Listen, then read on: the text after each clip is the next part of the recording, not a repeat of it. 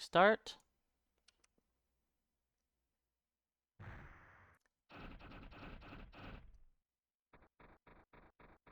But yeah, people were always doing level sync, and they were all just hanging out in the dunes and quiffing all day long. And I was like, this isn't how 11's supposed to be. It eventually got to that point, but it wasn't like... I don't know, it didn't feel like the thing to do. Then I end up multi-boxing on there because that's also what a lot of people were doing. So I could make myself a little heal bot, and I was just like, this isn't the 11 that I know. I never did WoW Classic.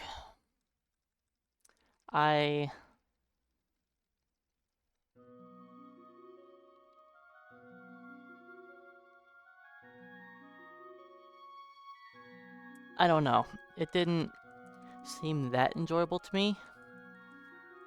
When WoW was very first out, it was done pretty poorly. It took many patches before the game was actually decent. I know when I first played, I was a warlock, and ooh buddy, warlocks were potatoes.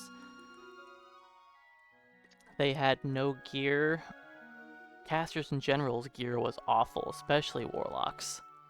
Most caster gear just gave, like, spirit, and warlocks were like, this is trash.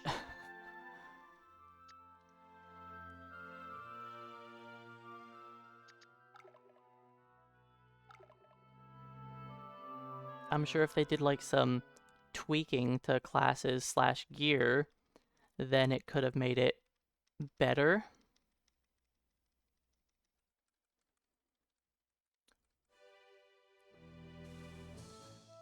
Especially for people that cared about PvP.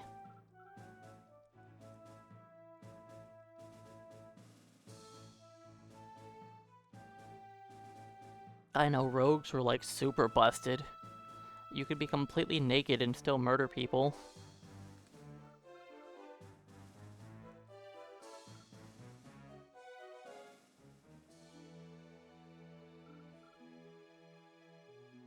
Except for warriors. And warriors you would just avoid.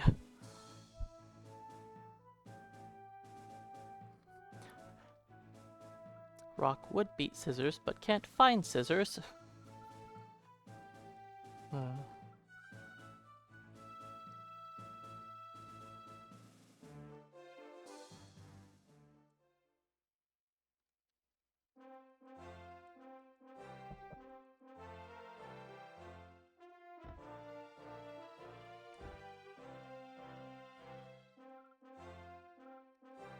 And warlocks are mushrooms. Yeah, when the game first came out, on the official website of Blizzard, when it went under class descriptions for Warlock, it said cool guy / girl. That was their official class description when the game came out.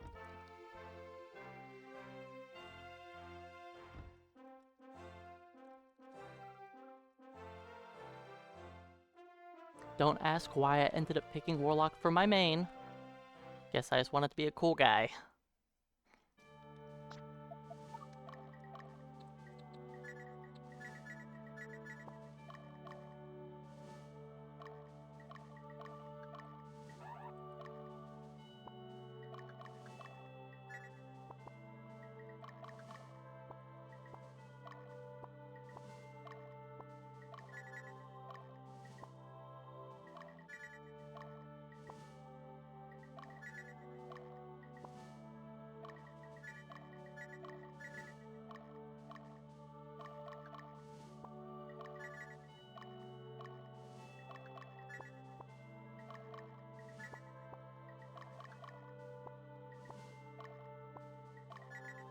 Okay, a second try and a first try. That is acceptable.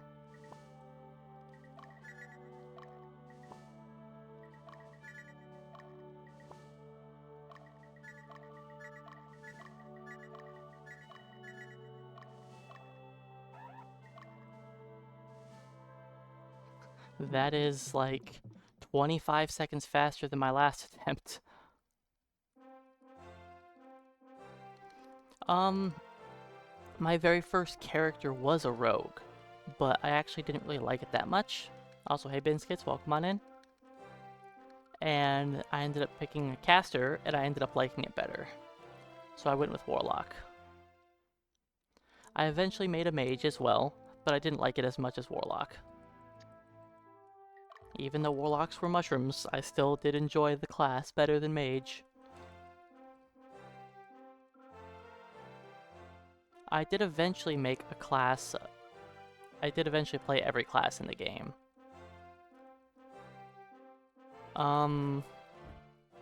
At least up to like level 30-ish.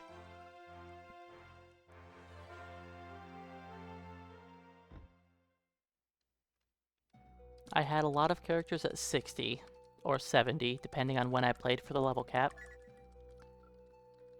See, the only classes I didn't play were Death Knight and beyond. All the new classes that came out, I did not play them. So I've never played Death Knight, Monk, or if there's anything new after that. Yeah, that's the thing about WoW, is all the classes kind of meld together and they're all just, you are melee DPS, you are range DPS, you are support, you are tank. Yeah, there's not much for it.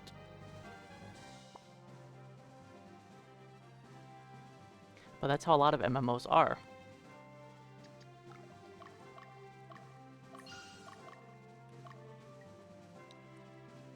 That was another thing that I liked a lot about 11, was not all classes were created equal. Not every class does everything. Like, certain classes are just going to suck at doing certain things. Some classes are going to be pretty poor DPS, Thief, and they want it to be that way, because Thief is there for supporting for Treasure Hunter. That's like their job.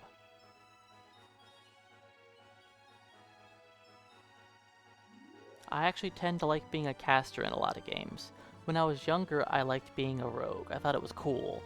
But then it just wore off. Like, I didn't really care about the whole sneaky, stealthy business, and I'm glad that I changed my opinions on that, because when I was young, I liked being a thief in anything. A thief, rogue type character was just my favorite.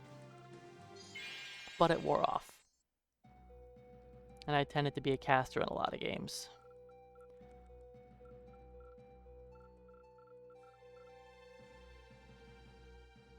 Except in 11. In 11, I don't like being a caster.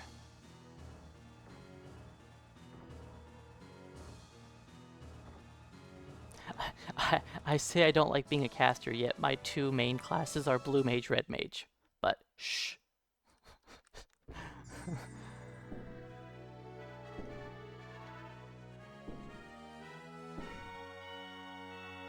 Those are the two classes I have master leveled at. Well, not actually worked on master level in my Blue Mage, but it has max job points. I maxed out Blue Mage before master levels were a thing.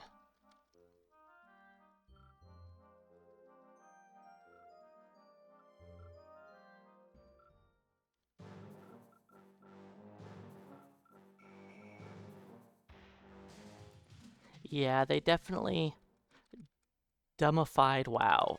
They made it idiot-proof.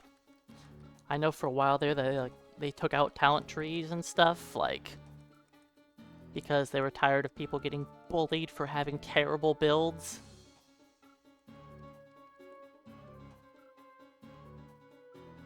Because they were all about wanting to make as many people be able to play the game as possible. No matter how terrible you were at it, they wanted you to be able to succeed. 11 was like, you suck? That's too bad! You're not getting past Kazam, assuming you made it to Kazam in the first place.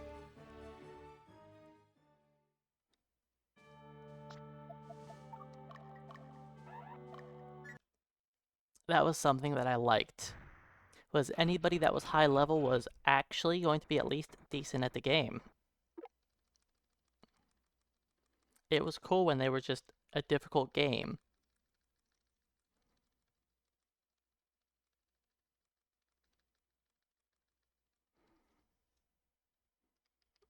That was something that I really liked about it.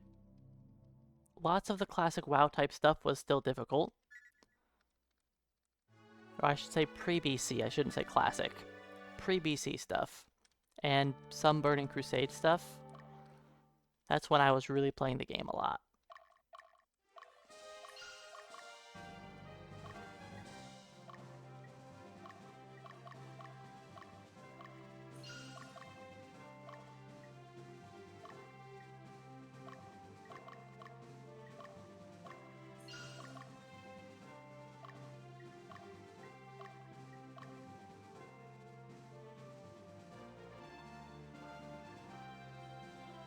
Yeah, I played, when 11 was first out, I played it on PS2 mostly. But I also played it on a PC, depending on where I was.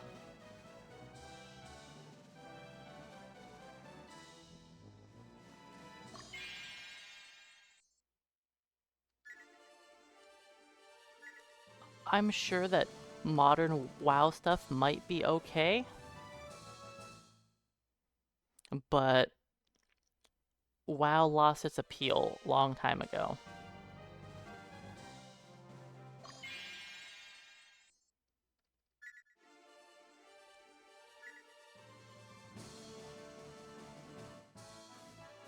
I don't really have... I haven't been ever wanting to play WoW again in like a long time. Okay, I guess we have 3 golems. First try today.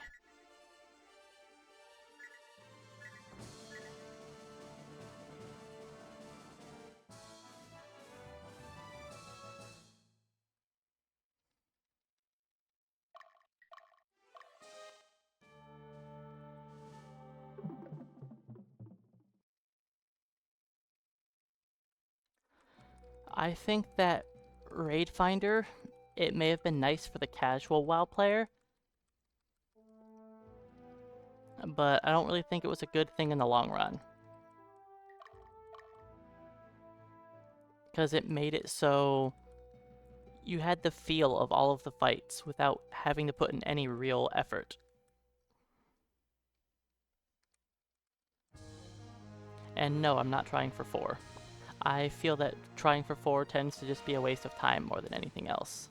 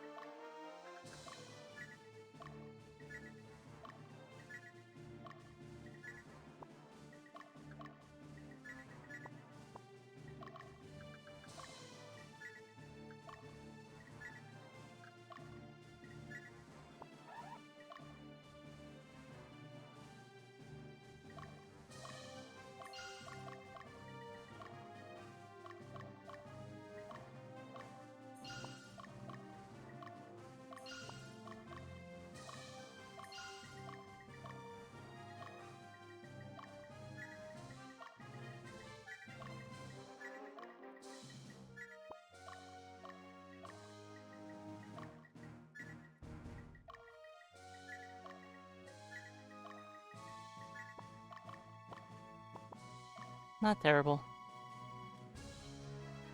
But yes, that's what I'm saying is the Raid Finder dumbed down lots of mechanics. It made it...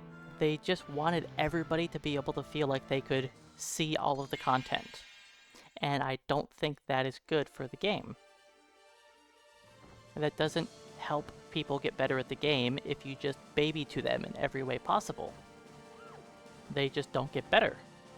And that makes the game overall worse, in my opinion. Hey Tanuki Dan, Captain Onosa, welcome on in. I remember the last time I went back to WoW was, I think it was during the Panda expansion. I came back, leveled up a brand new character. Well, first I leveled up my Warlock to like the new level cap, 80, 90, 100, whatever it was, I don't even know. That didn't take me very long. Then I quickly geared myself up through Raid Finder very quickly, I completed all the major battles, not at the hardest difficulty, but without a guild by myself, I was able to do like all of the content. And I finished all of that well under a month of me playing it casually. While I was in the army, I think it was. So like, I barely had a whole lot of free time, and I still finished everything. In like no time at all. Was it the best gear? No. But I did it by myself, I wasn't in a guild, like... I was supposed to play with one of my army buddies, but we never really had time to play together because we were in different units and we just were always doing stuff at different times. And so it was just quickly like, yeah, this is a waste of time, and I already saw like all the content. It wasn't difficult. And then I just quit after play. I think I only paid the game for like, I paid for 3 months, but I only played it for like a month and a half best before I just quit. And I don't believe I've played it since. I've never had the urge to play it again.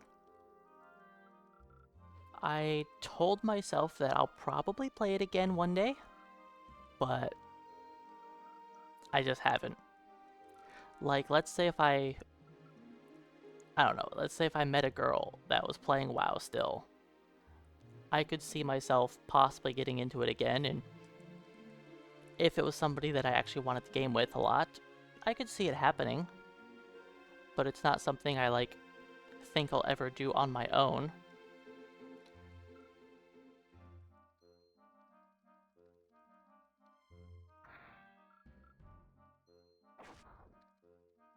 A game I know I'll go back to, no, like, 100% sure I'll go back to 11 at some point. It will happen. I will play it again. Story? No. I don't play MMOs for story. In fact, I hate that MMOs even have a story for playing multiplayer. I personally believe that MMO storylines should be single player content.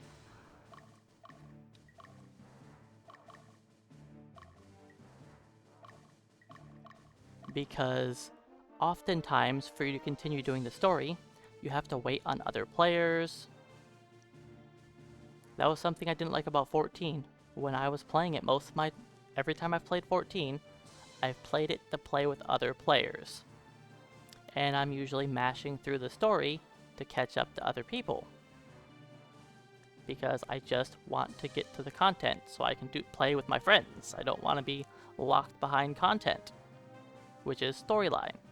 If all of the storyline was single player stuff, and you could just play with friends, I would have enjoyed that so much more.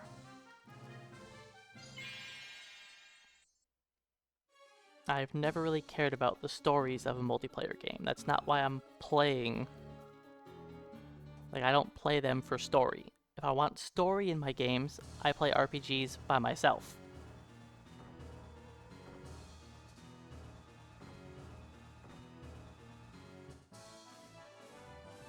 I don't want to play a game that has no end for the story. That just doesn't seem important to me. Unless they're doing it in like a solo player dungeon type mode, everything's just like at your own pace. You know, like, let's say how 14 had like your little solo dungeons you could play with your like little allies? If like that was where all the story was?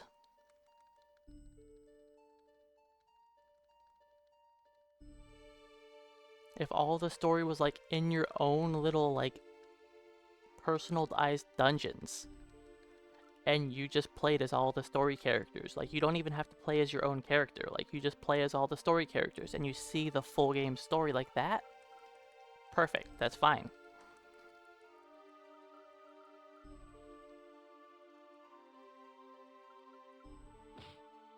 But I don't like the fact that you have to like play through the game,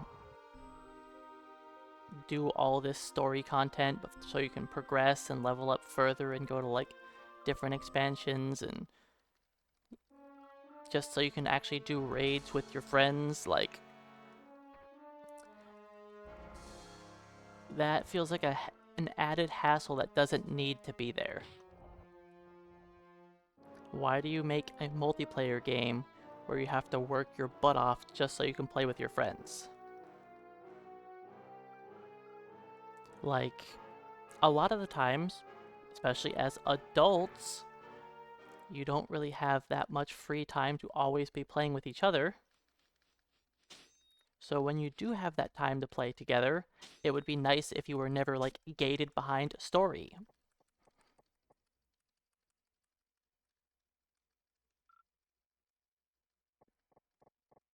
Now, that's just my opinion on it. I know I have strong opinions of it,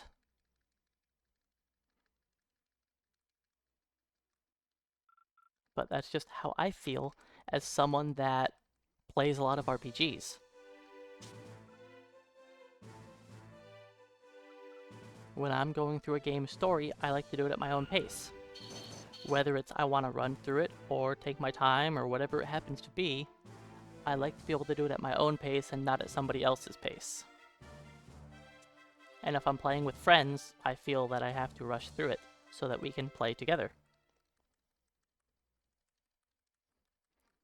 Especially back in the day in some of those games, like 11, when that game was first out, it's like, oh, you can't watch this cutscene, you better mash through it as quickly as possible so we actually have time to do the fight. Like,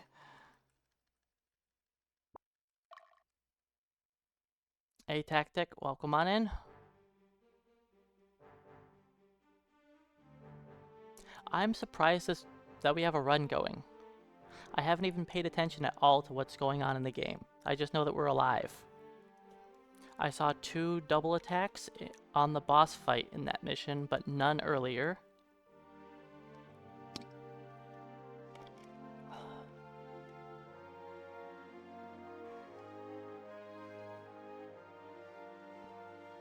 I have time save on this mission and the next one. But sadly we are wind element, which means Xenobian border could be really scary. If our ladies don't do team attacks, we are just going to lose 30 seconds there. So hopefully they want to work together.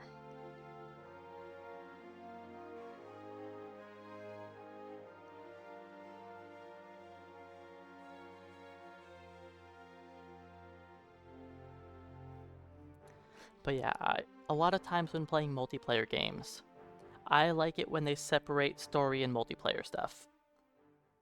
Oops, smash start. I hope I didn't waste any time there.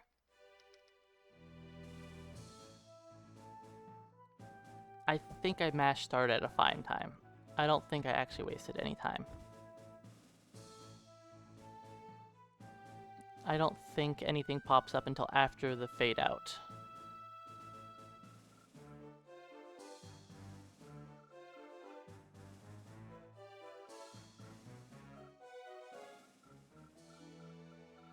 The longest break in the game wasn't long enough.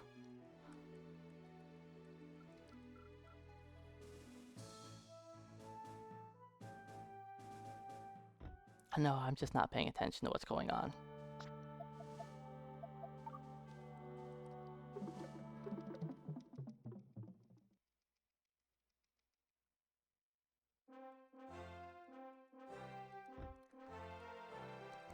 Kind of like what they did in Monster Hunter Wilds. I guess that's kind of like what I like for multiplayer, even though... Not Wilds, Rise. Monster Hunter Rise. How the main game story was in single player mode. Then multiplayer had like its own little gathering hub, and it didn't really have much story. It was just, you can go here to murder monsters with your friends. Like, excellent, that's what I like. Now, that game definitely had its problems. It was really easy. I didn't play it after the DLC, so I can't say much for the DLC. I haven't played Wilds yet. I'll play it eventually, when it's on sale. I'm not going to spend $70 to play that game, No thanks.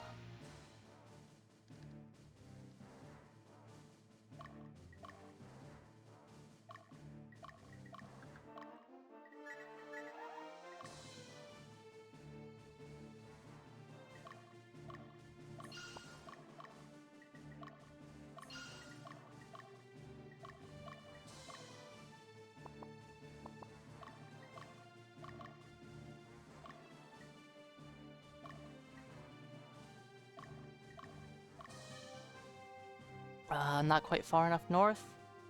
I think it's fine. I think I just have to send her up to there-ish, so she doesn't do the walk around. Alright, I have an idea.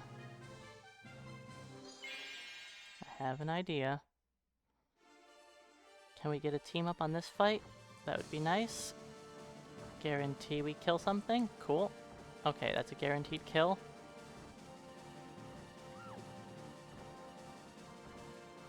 Should be enough damage that he retreats.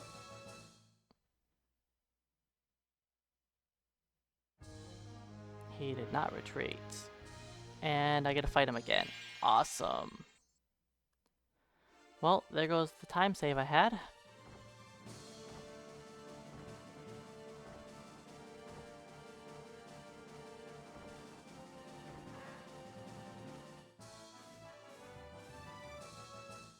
So that's cool. The bright side, I don't have to worry about the next mission.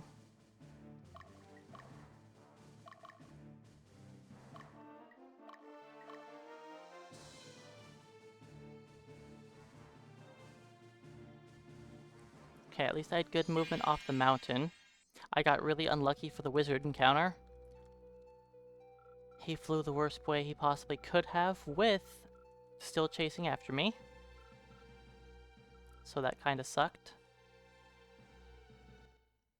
Ladies, can we get a double and a triple? Or all singles, you know, that's cool too.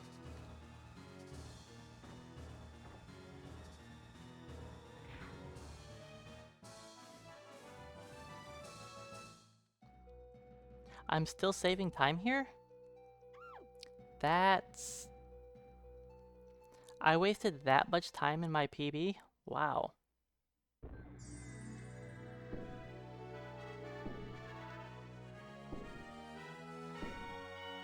AW Branch, welcome on in. Get out of here, Beyonce.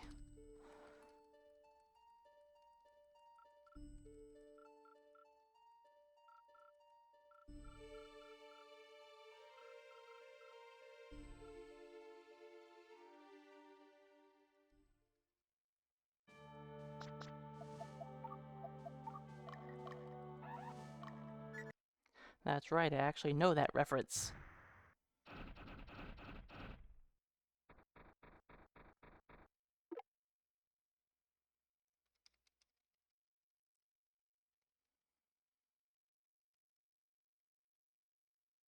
Alright, well, we got unlucky, but it's okay.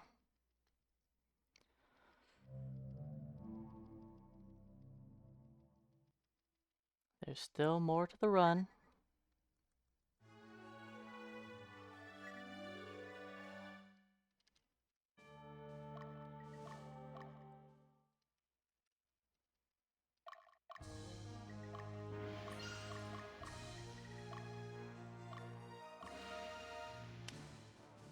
Alright, can we get our Hawkman first try?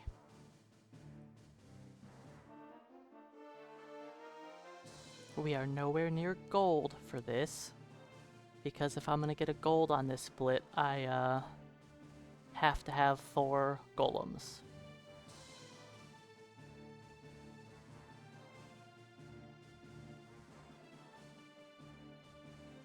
Otherwise, we bleed out a lot of that time right here.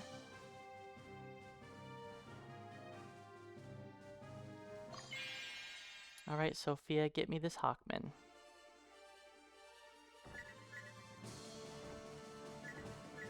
Thank you. It was a little slow, but he joined. That's what matters.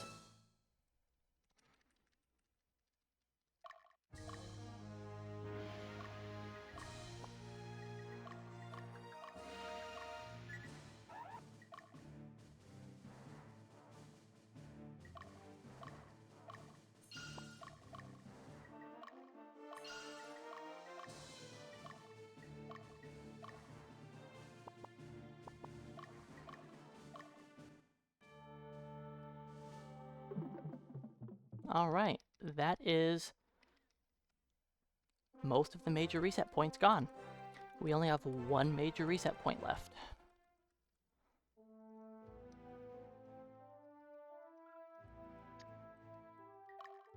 And I don't really have to worry about the fact that we are lightning element here,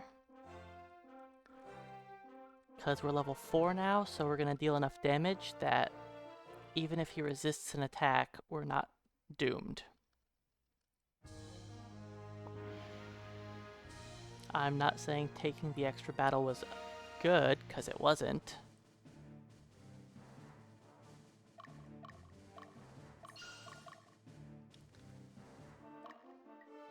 But it could have been worse. It could have been worse.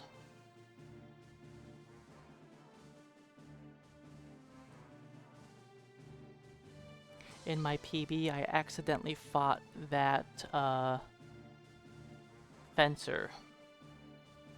I don't know how. My character had really wonky movement, and she was walking backwards and ran into him. She ran into him with her back turned to him. I don't get it, but that's what happened. Sometimes your movement in this game is questionable. Alright, can we get a double triple? Double triple.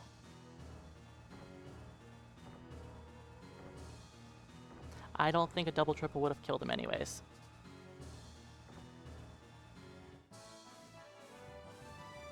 It wouldn't have done a bonus 11 damage.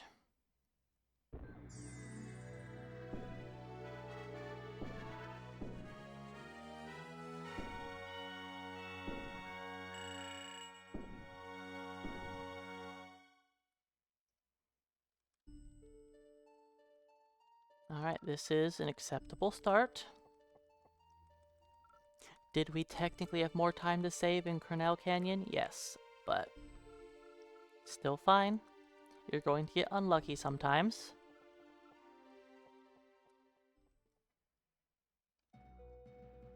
As long as I'm getting unlucky in places that's manageable, then it's better.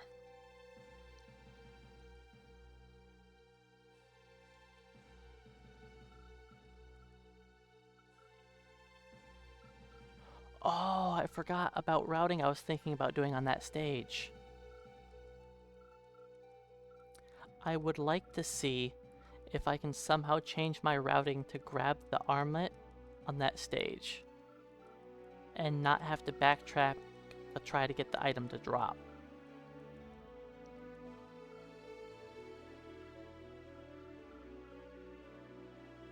I feel like that would get rid of some of the uncertainty of the run, get rid of one of the resets, and take out an encounter, which could save time. Even if I have to lose a little bit of that time walking around weirdly on Zenobian border.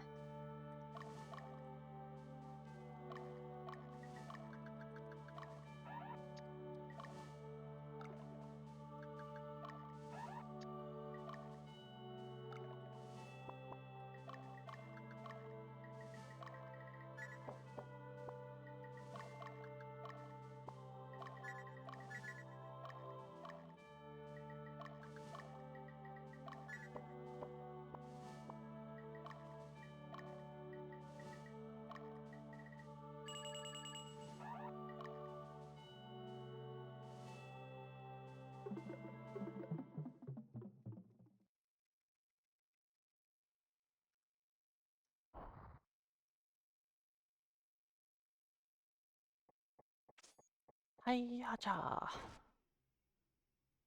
Dead. Poppy's a murderer.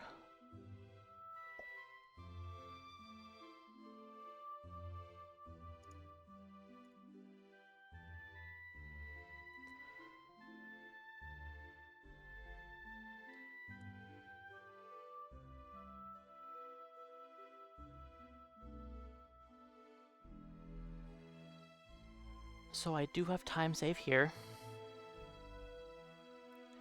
If I get lucky, I can save about 20 seconds at most.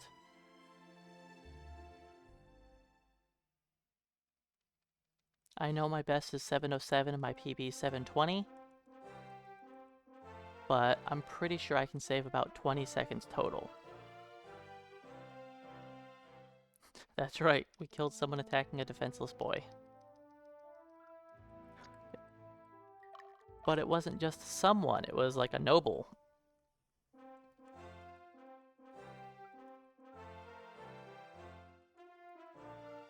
That's not allowed. You know you can't kill nobles, even if it's a noble assassin sent by the king to murder his own son. Spoilers.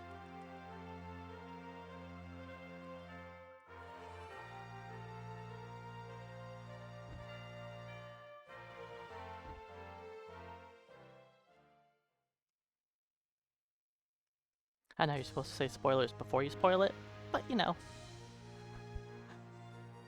You're not watching a speedrun of this game for the story.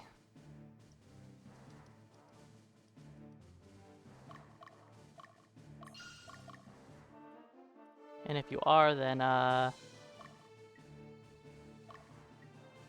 that's the questionable decision.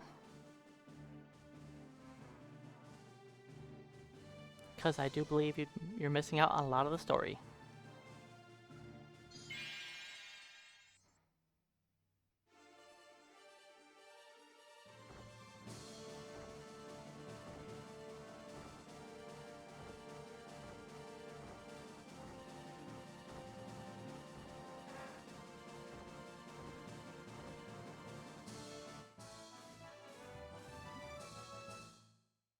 Alright, ladies, you did not team attack there at all.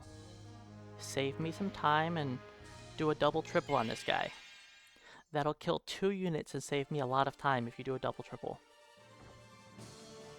Nice. That's the way to do it. Good job, ladies. Okay, please get knocked far to the right and south. Thank you. Now we need to avoid this archer.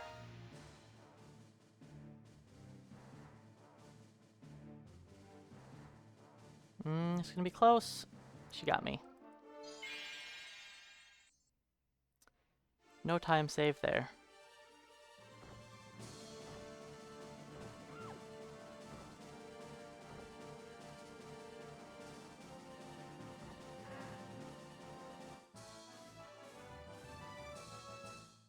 That's okay.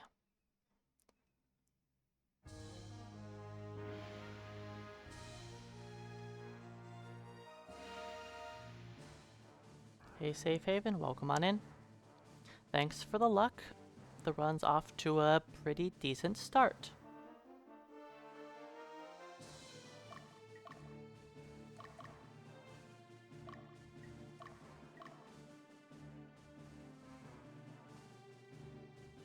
That's close. Ooh, buddy, that was too close. I should have sent her a little bit further over in the forest to be safe, but I just was trying to be quick. Alright, can we get another double triple? Well, at least a double then a single I think will kill.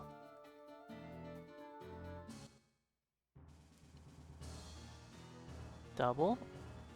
And a triple. Again, the triple wasn't needed, but still, it's nice to see them working together. Yep, I'm also hoping for good RNG. We've had 2 unfavorable circumstances of RNG so far that have cost me time. I have fought in 2 additional encounters currently. One on Cornell Canyon and one here. So theoretically, with better RNG, I could be around 30 to 40 seconds faster. But, you know, that's perfect luck, which isn't going to happen. I've never had a run have perfect luck in any of my attempts.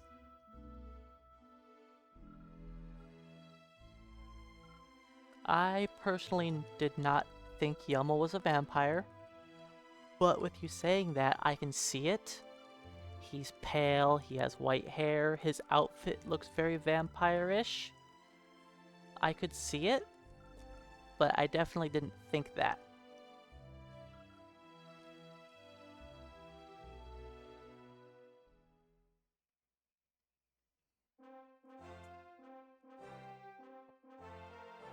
But it does make sense. I can see how you could see that. I see that a lot better than Duckface.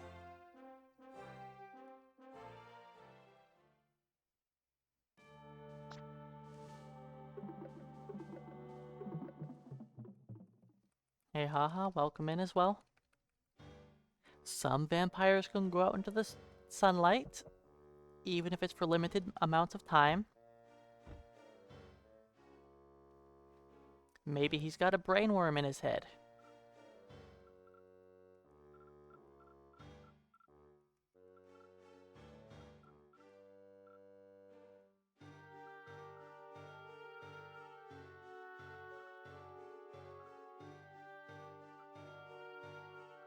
Yeah, there's different forms of vampires that can be out in the sun. It's not as common, but it's a thing.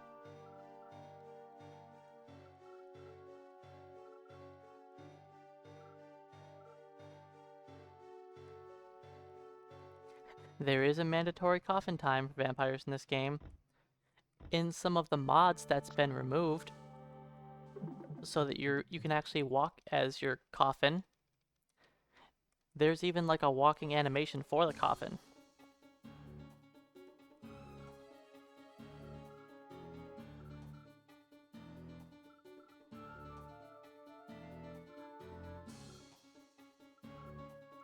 Now, it's annoying if you're sending your vampire unit out to move around, and it changes from day to night, or from night to day.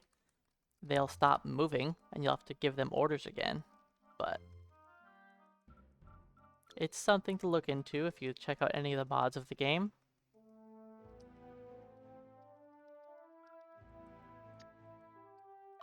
No, not repeat, dum-dum. Pay attention to what you're doing, stop wasting time. But yeah, thanks for the luck. We'll see how the rest of the run goes. There's still a major reset point coming up in about 20 minutes.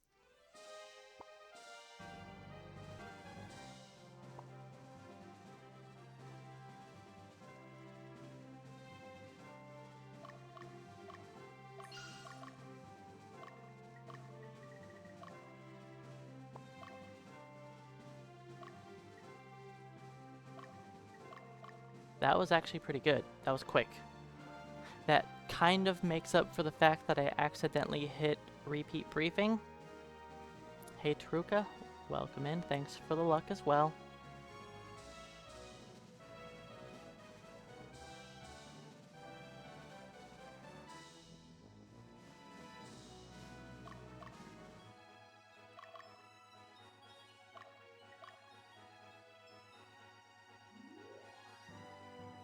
Okay, all of that setup looks perfect.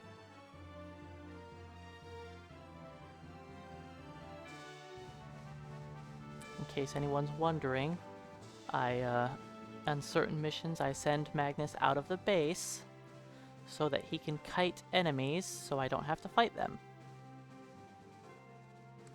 Because taking a few seconds to send Magnus somewhere is much quicker than actually getting into a fight.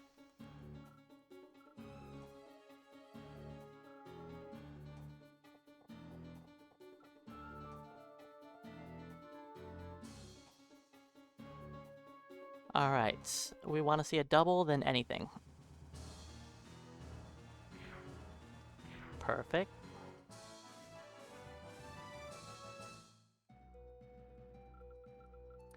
Oh yes, we would fail the mission if our base gets taken over.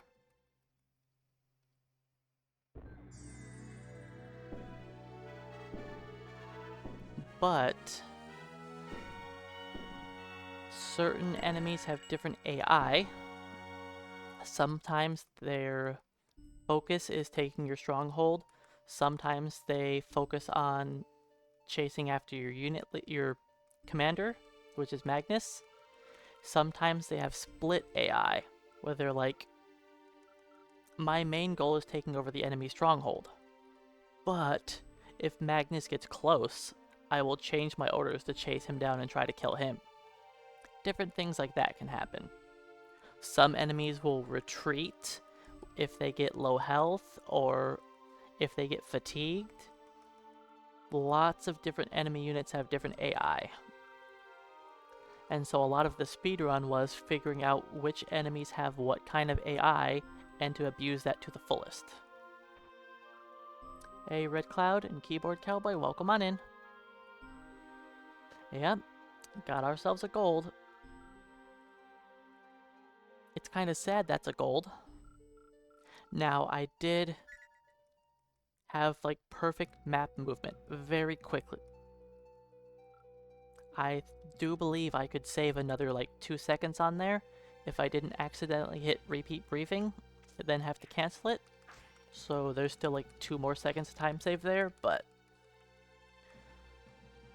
still, this is a good start. There was 2 unlucky bits of RNG so far.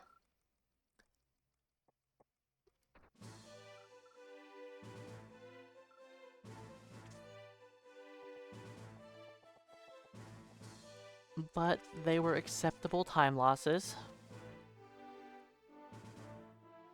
It's not gonna be perfect luck.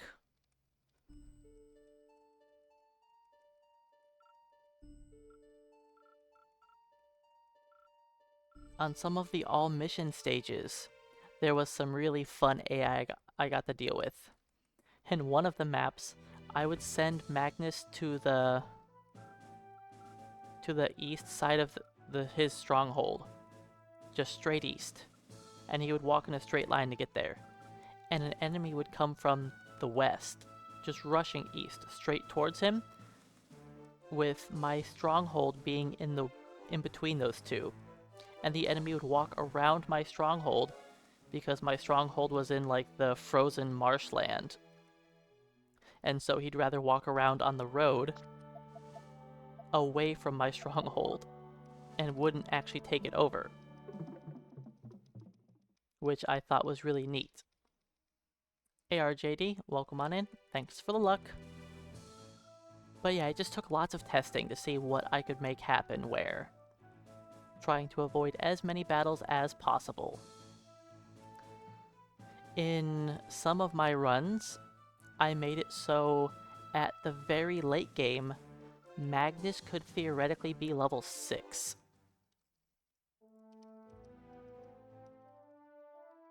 Like, going into the late game. Which is pretty wild, because that's how many fights I avoid. But I give him a little bit more XP now, with my alternate routing. Not like I'm trying to give Magnus XP, it just happens.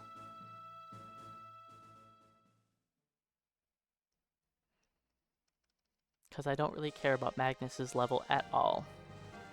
He's pretty much useless, he never gets an attack off the entire game. He should never get attacked. Oops, the entire game. I'm definitely going to lose some time here. That's okay though. Minor mistakes like that are going to happen.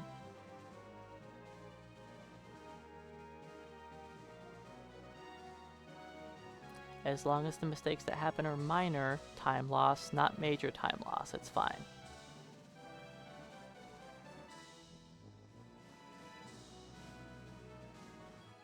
That was good positioning on the map. She didn't have to do any walkbacks or anything.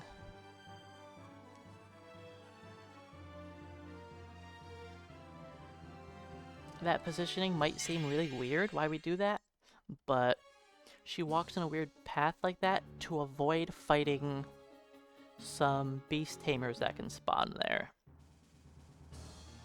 Fighting this guy from behind isn't important. Ladies? Where were the team attacks? You were so good about doing team attacks earlier. And this guy you don't do any? We're definitely losing time here.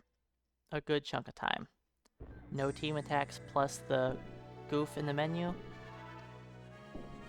Almost 7 seconds.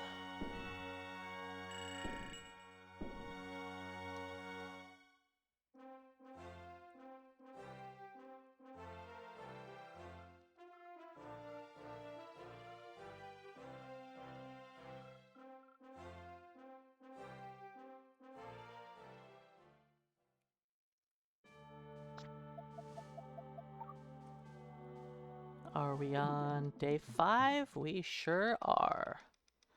Alright, I've been doing a lot better about being on day 5. A Dimension Harvester, welcome on in. Hopefully my skills do guide me to victory today. Yesterday I was on a good pace until the end game. Then I made 2 goofs in a row and killed the run. Well, I didn't kill it, but I killed the record. This run is off to a better start.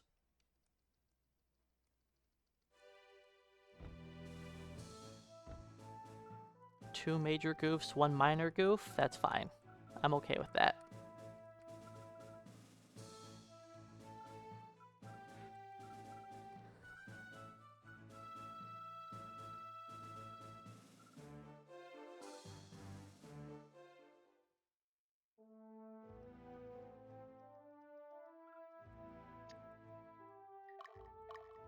But yeah, my 2 major time losses for this were just bad luck.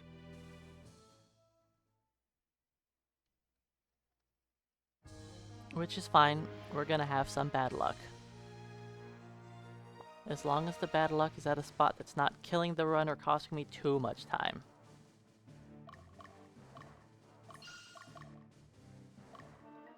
Oops, that's kind of... we'll see. Oof, that's also kind of bad.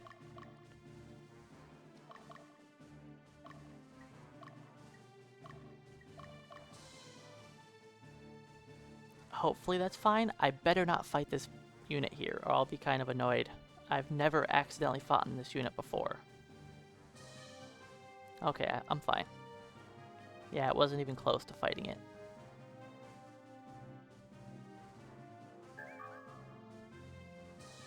But that's the furthest south I ever accidentally sent her. I was just trying to be quick, and that's where I landed with my cursor, so that's where I sent her. Oh, I'm worried about this. Please walk in a decent... please just go straight forward. Don't you dare turn around. Okay. Whew. I would have been so mad if she turned around.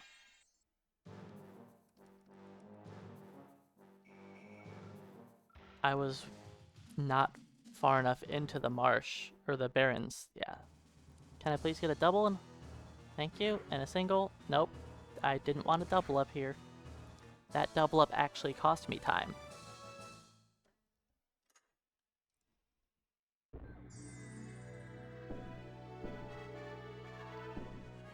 Alright, I matched the gold. We would have beaten the gold if we didn't get that second double attack. Because my sorceress on the right goes first. But if she's trying to team attack with the one that goes last, then she waits for the second one to go. So I lost a second by doing the second team up.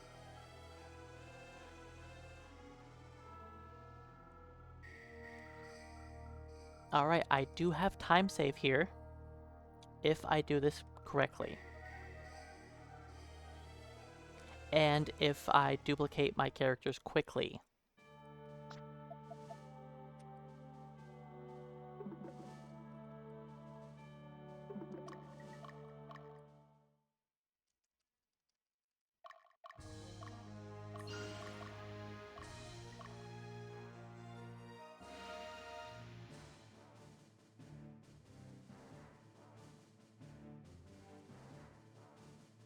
time to buy the Book of Meteor Strike.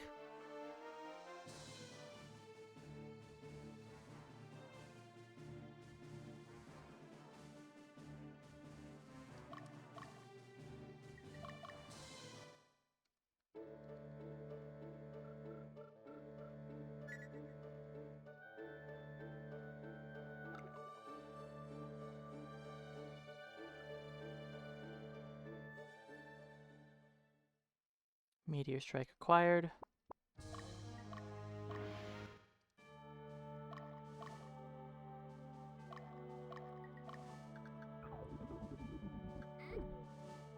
We should be level 6 right now, but we're level 7 because of the extra fights.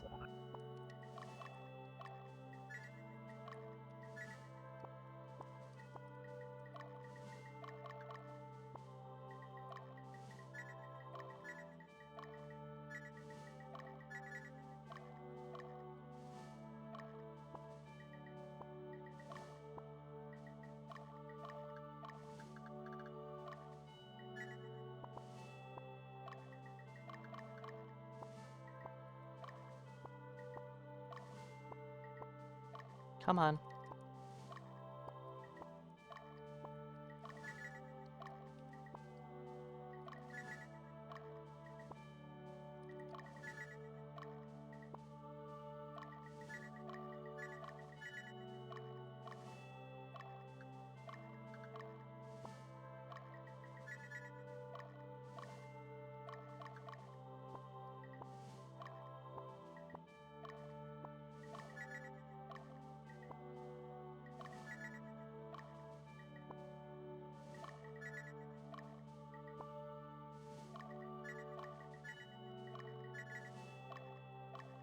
Come on. Dummy. It's okay. Not the best menu ever, but it's fine. We'll see how our time looks.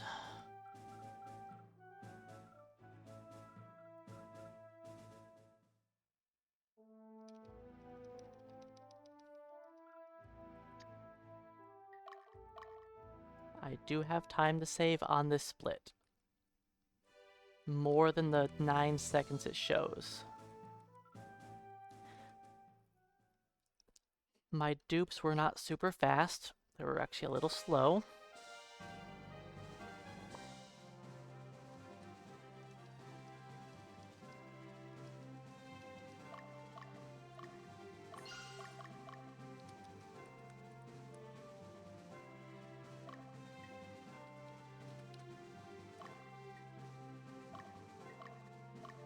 Okay, let's see if that actually works properly.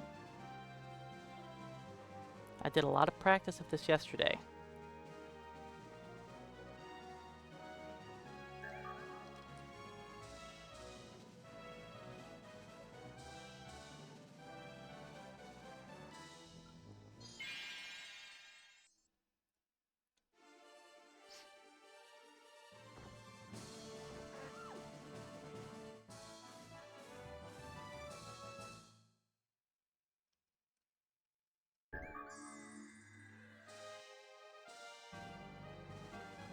And this Dollmaster here does rush your enemy stronghold. You cannot have him chase after Magnus. I tried so many different ways to get them to chase Magnus, but he refused.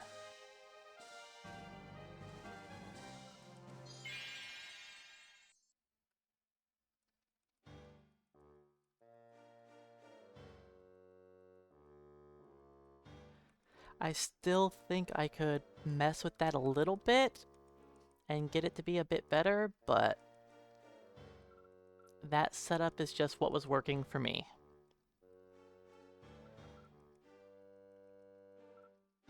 I believe I'm going to save time here. I believe. I'm not positive on that, but I think I'm going to save like 10 seconds over gold. That's my guess. I know this is a long cutscene with these guys talking. Then I have to fight. Then he's going to talk some more. but I think we're gonna gold by 10 seconds. That's my guess. I'm probably wrong. And it's definitely looking like I'm wrong. We'll see. I'm making my guess and I gotta stick to it.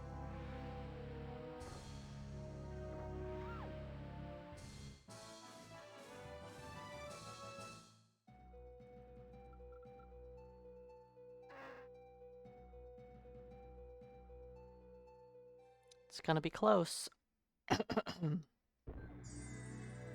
Not quite 10. Excuse me. Looks like I golded by like 9 seconds. It would have been better if I would have actually duplicated my characters properly. But no. I struggled.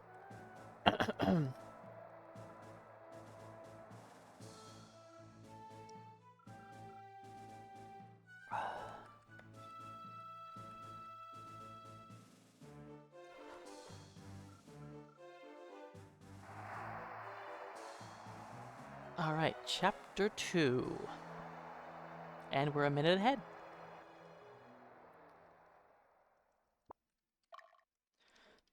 Now, now we're at the mission that I always dread. I think I dread this mission possibly the most out of every mission in the whole game. I think I dread this one the most. It's not difficult. It's not that difficult at all. The problem is we're an hour into the run, and this is a major reset point. I need to get 2 item drops here. If the first item doesn't drop, I lose 50 seconds. Which means I could still continue the run, but I would not be happy with it. The second item drop, if I don't get it, it adds over 3 minutes to the run. So the run's dead, if that happens.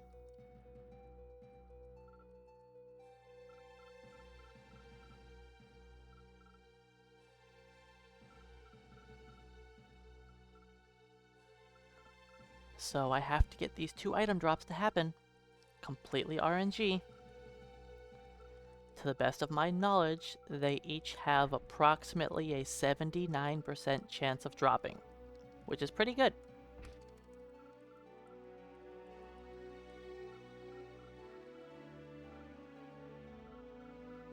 But it's not 100%, so there's always a good shot that we fail.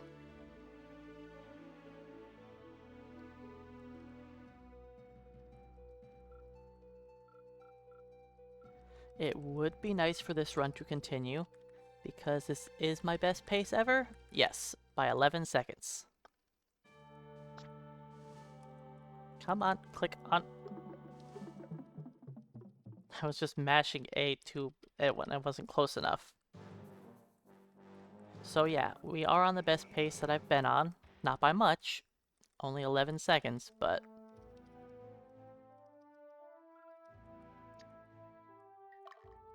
it's still the best pace I've been on.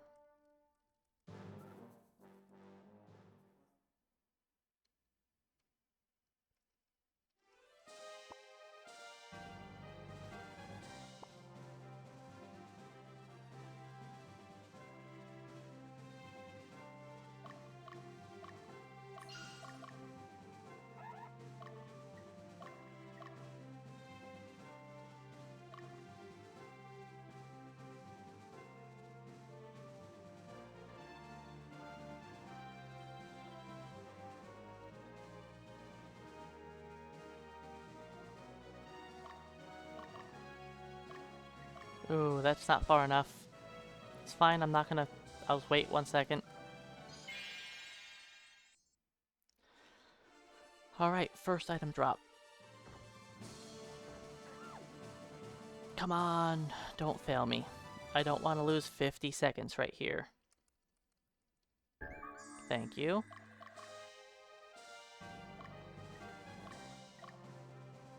Okay, that's 1 of 2 drops. This guy drops a useless heal seed. Best case scenario, we don't see it.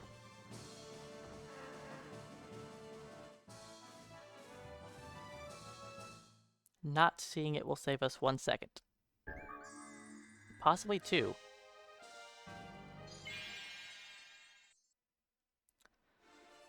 Alright, this is the item drop we need. Without this, the run is dead.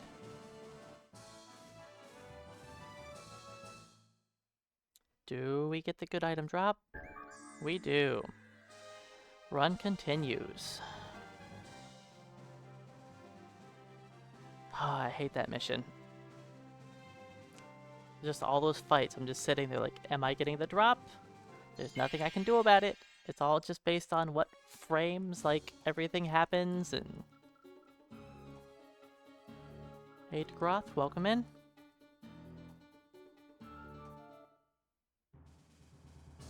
We're not throwing Magnus into the void today. Maybe after the run.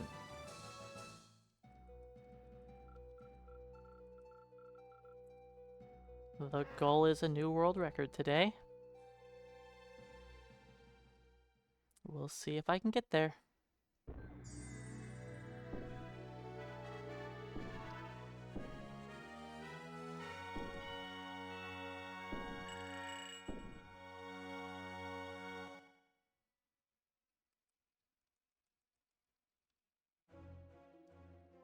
We are an acceptable amount of time ahead.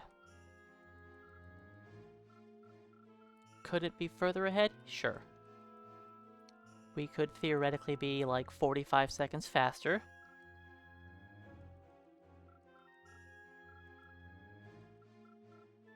But that would have been perfect luck.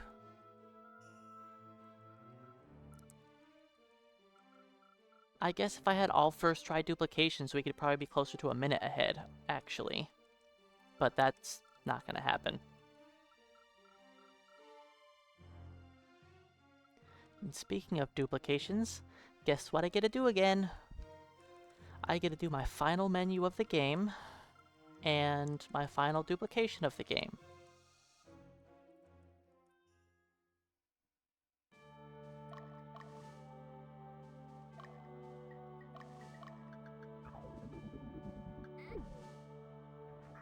Level 9.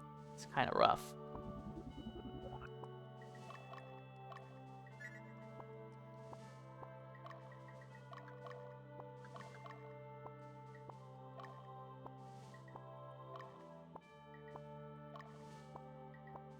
Come on.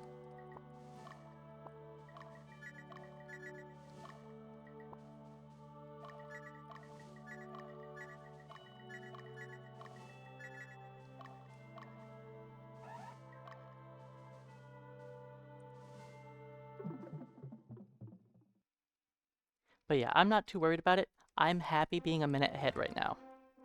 I have no complaints. Just saying that sure, it's technically possible to be faster. In case anyone's wondering, you know, if somebody else wants to possibly attempt it to beat the run.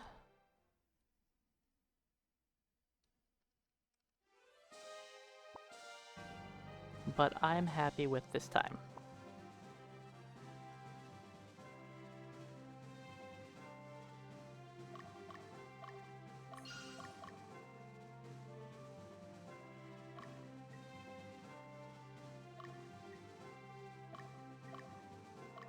That was a little slow, but it's fine.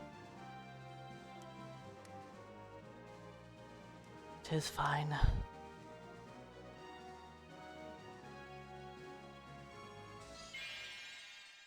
This is the backup item.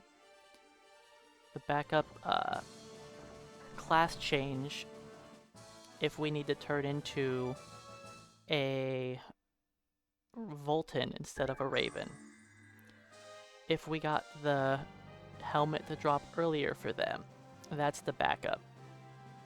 Which means once I get that club, if it drops, then we can send our unit out after the class change and duplication.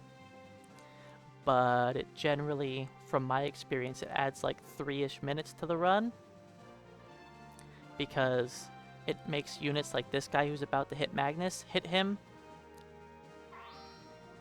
which gives me an extra cutscene, and I get like 3 more encounters. It just adds a lot of time.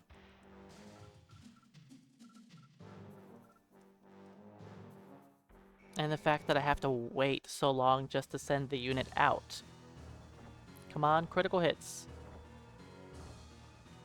Oh, buddy. Our stats suck. We are losing time here.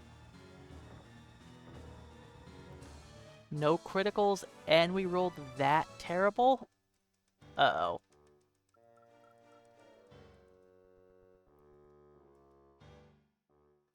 I've never had that fight go that poorly before. That's the first time I've ever not killed him in 5 attacks. We technically saved time. We should have... Maybe we should have been gold. Except for that, you know, failure. I did manage to avoid the staff item, which is laying in the middle of the road, and I almost never avoid the staff.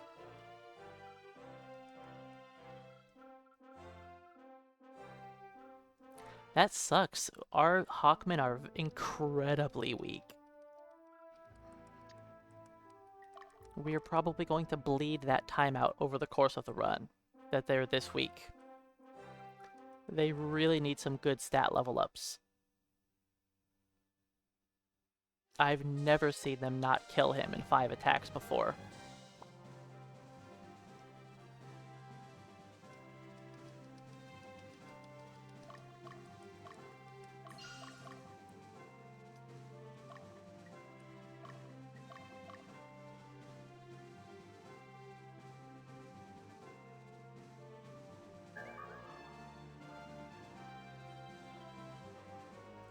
Yep, there's a first time for everything. It does happen.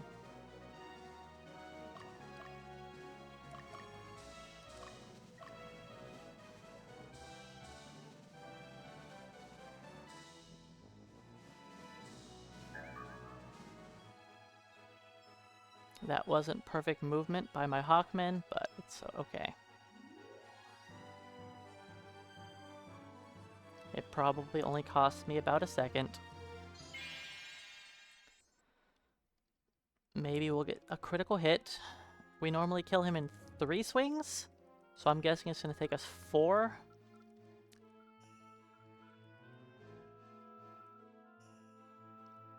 It gives us more time to get a critical hit. That will help save time. Oh, my PB, I accidentally fought that Raven, so I have free time save here in this split. Even if this fight goes as poorly as possible, if we like missed or something somehow, which I don't think is even possible because of our stats are just so much higher than the enemies.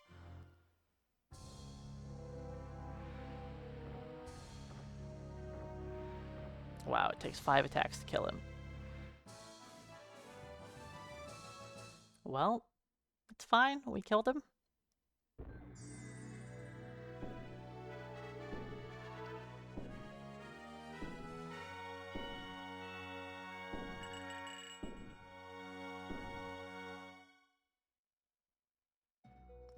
Well, we're a level higher now.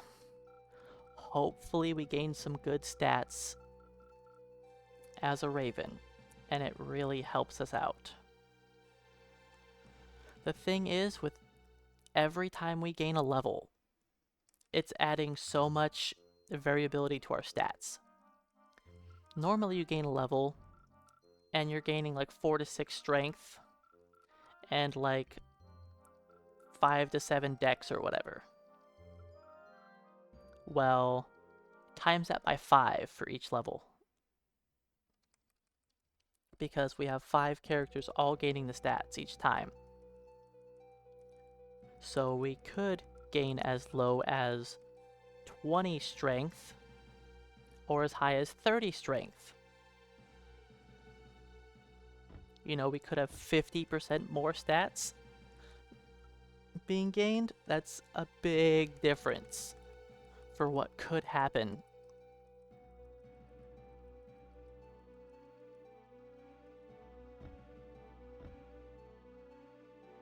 I wouldn't say golems are almost unusable. The golems are still usable.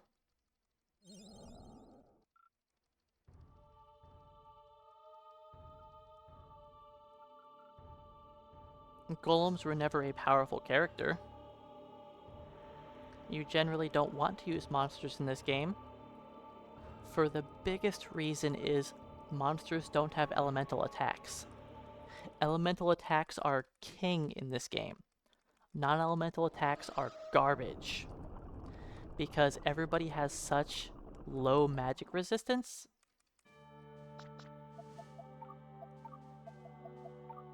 Like, everybody's magic resistance is super low. Your characters will always be doing more damage with an elemental weapon to almost every enemy in the game. Yes, there are exceptions. You'll do less damage with an earth element attacking a golem compared to no element. And there's a few situations like that. But for the most part, your element just gives you so much bonus damage up against every single enemy. Yeah, golems also don't have gear. Their stat growth sucks, but that goes for all monsters. All monsters have terrible stat growth for them taking up 2 unit spaces. The only ones that can pass it off endgame are adult dragons in the back row. They could be okay, and the Sphinx can also be okay. But that's it. They're just okay. They're not amazing. They're not anything. They're just okay at best. You're generally better off just having spellcasters in the back, and they can just entirely wipe out the whole enemy party with only 3 units. And if you're strong enough, you can even do it with 2 units, but yeah.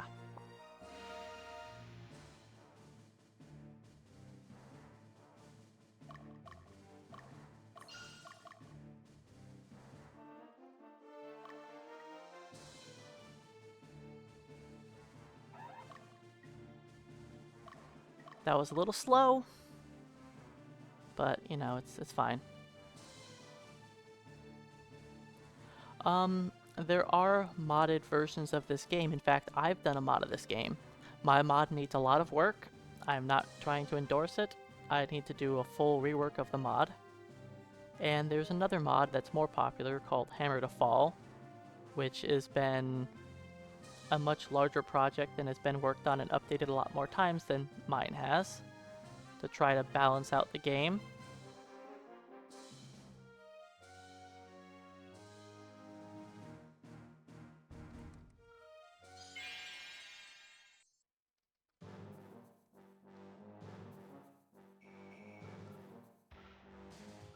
On the Ogre Battle 64 Discord, you can, on the official Discord server, you can find links to both of those mods. My mod is more of like a Pokemon kinda elemental attacks or king. For each enemy unit, you want to be hitting them with their specific weakness. And if you aren't hitting an enemy on their weakness, you're not doing very much damage. So it makes all of the different weapons and everything in the game useful for their situations. So even if you're using like a lower powered weapon, it can still be stronger in a lot of situations.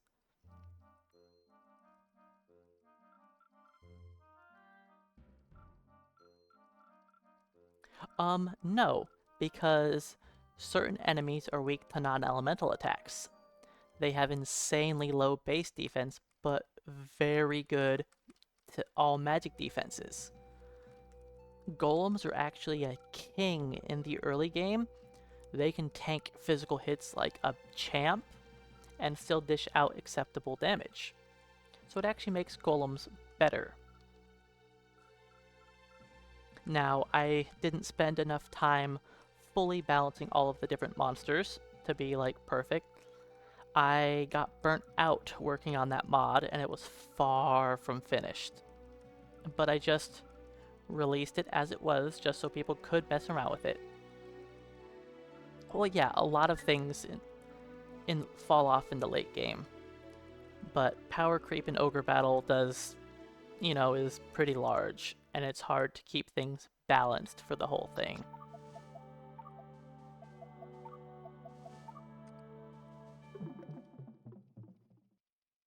Yeah, I tried making lots of things interesting to be able to use, but some of the characters I buffed way too much because I felt that they needed to be buffed because lots of late game enemies use them. For instance, gremlins are a nightmare because they're in so many late game enemy teams that I needed to make them powerful in the late game so that they weren't a complete pushover.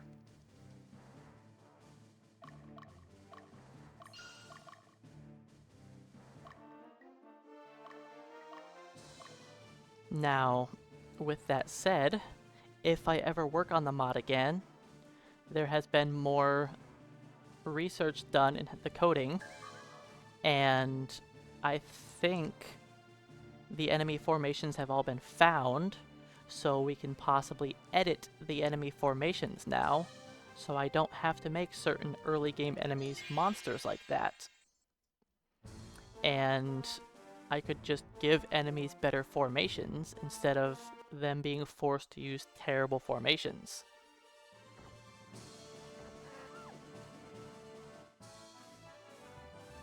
Oh yeah, in the mod that I made, gremlins are a nightmare. Like, oh buddy.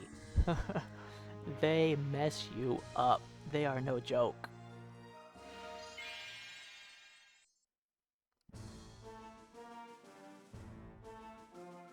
And you probably don't want to use them, but you could, in theory. Can we get a critical... Thank you. We finally got a critical hit to save us 1 second.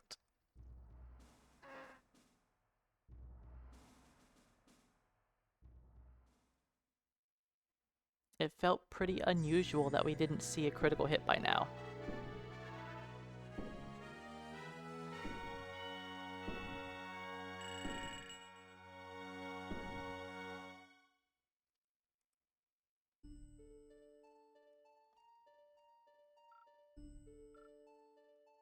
Alright, I have time save in this next mission, but I have been unable to save time in this mission. I keep getting the additional fight. Every single time I keep getting an extra fight here. And I'm not sure what else I can do to prevent this encounter, besides just get luckier. It seems like in my testing, I felt like I only got the encounter about 1 in 3 attempts. Maybe 2 out of 5 attempts. So it's not like I would get it that often, but in actual runs, I've been getting this encounter like every time lately.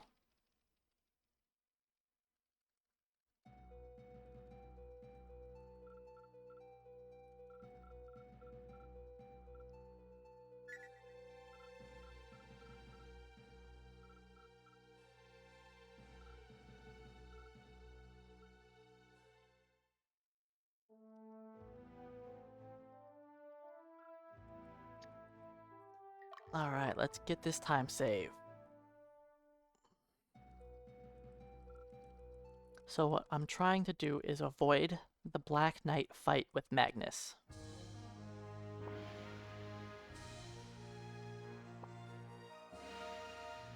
Come on, let's get a 701. 701, nice.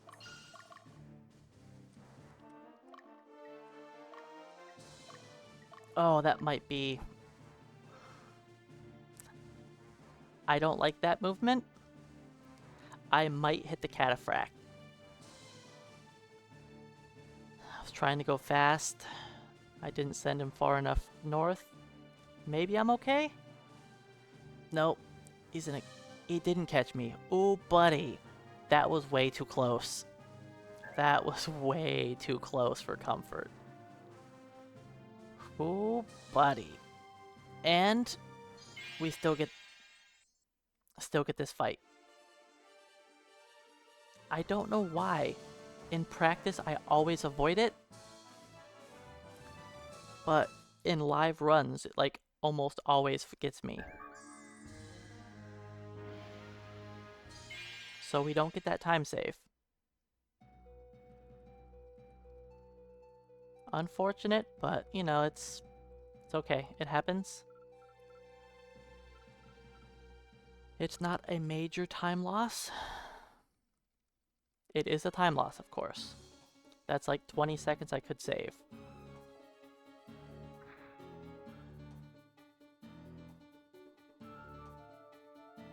Alright, we can keep hoping for more criticals. More crits will help us. Nope.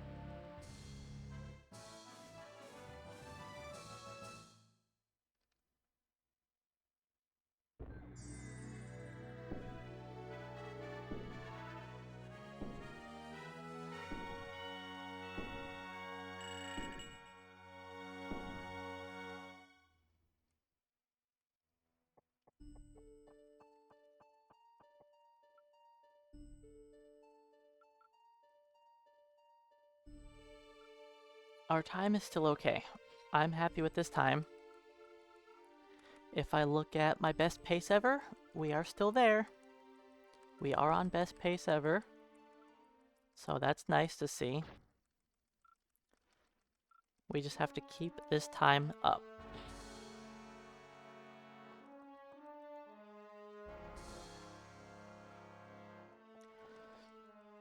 I supposedly have time save on this next mission?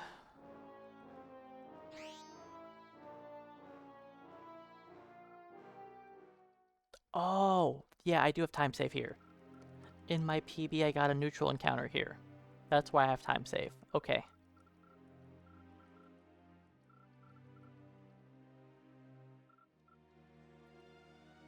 Puppy, no! Daddy wasn't there. Not anymore.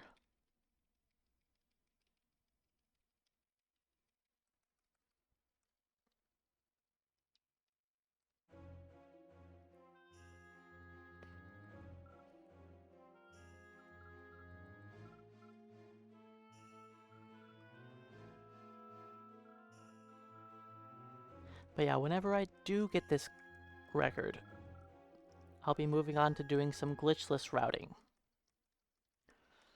I don't plan on doing any routing at all for glitchless until I get this time down, because I don't want to mess with my muscle memory, because all of my routing for this game is just in memory. I don't have notes for it, I don't look at anything, it's all memory. I don't like using notes when I run games, because I feel like me using notes is a crutch, and if I'm constantly like just looking over trying to read notes, I'm not paying attention to what I need to be doing in the game, and it slows me down. I've never done very well with looking at notes. I've always felt very slow if I use notes for any game. So I just have to memorize everything and get it done with muscle memory. And so if I'm working on multiple routes at once, it can be a little confusing. Because all it takes is one little slip up and like, oops, I accidentally went to the wrong way here and lost multiple minutes because of that tiny mistake. And that's just not acceptable. Like, I think last week or 2 weeks ago, I accidentally went to the wrong stage for one of the missions. I ended up doing the all stages route. I don't know why. I just wasn't paying attention and just trying to do things quickly. And I accidentally went to the wrong stage. Like, oops. Now it has been a while now since I did all stages. I think it's been like 3 weeks, possibly a month since I did all stages. I've been working on any percent for a while now. I mean, I was working on any percent before I did all stages. Then I did all stages real quick. Then came back to any percent.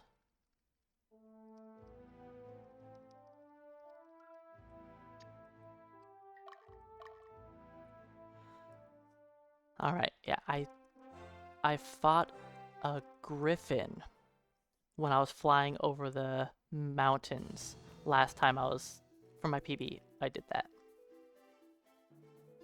Let's not fight the neutral encounter, please.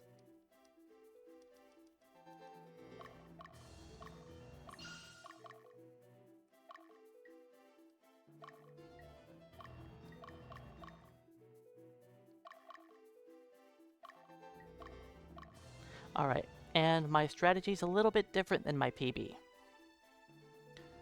I now make Magnus leave the base immediately and risk getting a game over to save 1 to 2 sec. I think it's 2-second time save. I think it's a 2-second time save. But if you look here in a moment, there's going to be an enemy Hawkman flying like right over my base. Like he's going to be halfway in the base. Oh no, he's actually not even close to the base this time. Normally he's halfway in the base. I guess his pathing was just different this time. Oh, we're going to lose time here, actually. Unless we get a critical hit on the first 2 swings. Because she's not dying in 2 attacks. We're too weak. Yep. That's fine. It was only a 2-second time loss. I guess made up for the fact that I did a 2-second time save by the slight alteration in the route. And I didn't get a neutral encounter. So it ends up actually being a pretty nice time save. But not gold. I wouldn't say that I like Griffins casually. Okay, I like the Griffin. They are cool. I just wish they were better. Griffins are just really weak. I like that they can be part of a flying unit, but they just feel so weak. I like that the upgraded Griffin can do an AoE attack from the back row. That is awesome. But it is not strong.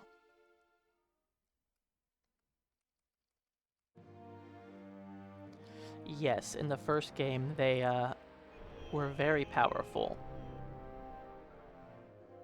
And you could just throw 1 Griffin into your team and make even heavily armored units fly.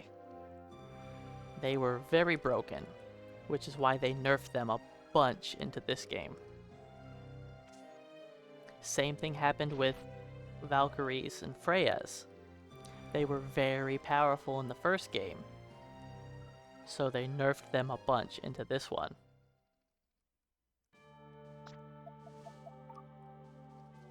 Well, it's not like Griffins were really used for their combat powers.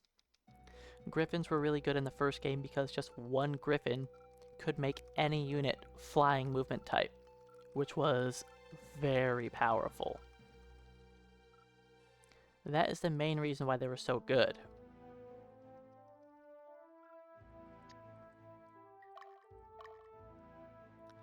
I'm gonna be losing time here.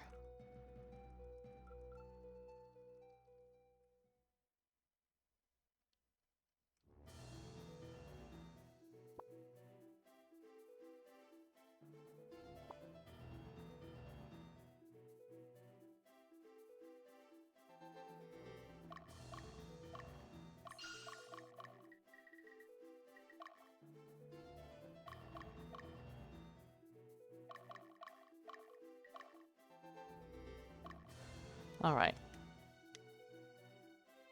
My PB is really fast here, and I'm not sure why.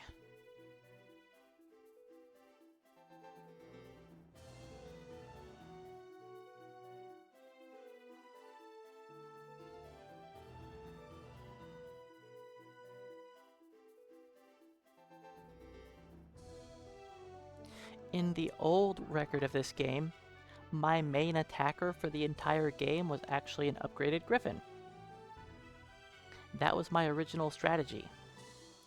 Before I found out about character duplication, and before the item overflow was a thing, I would level up a Griffin up to level 99 and have it do its AoE attacks with one Raven, and that is how I killed everything in the game.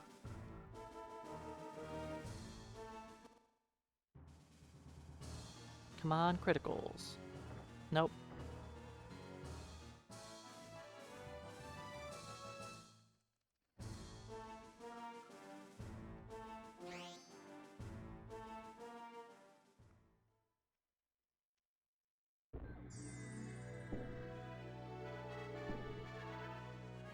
Not bad. I lost 1 second.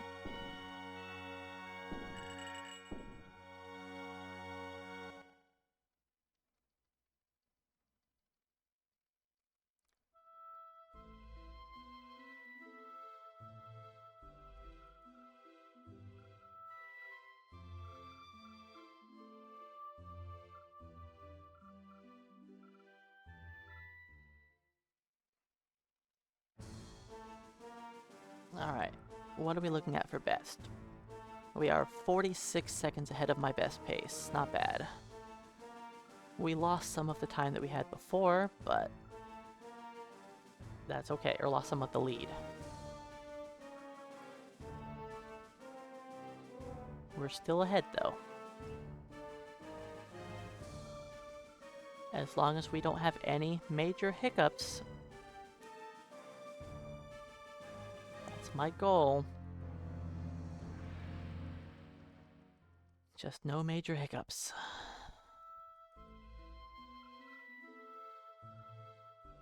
There's been a little bit of unluckiness, but that's fine.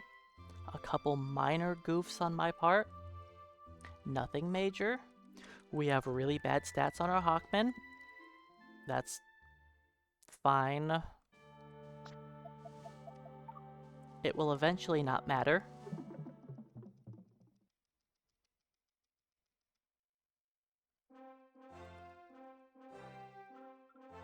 But I mean, we've been single-digit damage short of killing enemies multiple times now, which is making us bleed out sometime. It's not a huge deal.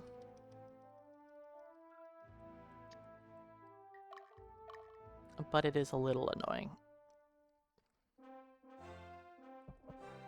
And if that's the kind of bad luck we're gonna have, you know, that's fine. That is better than us fighting additional enemies, becoming higher level.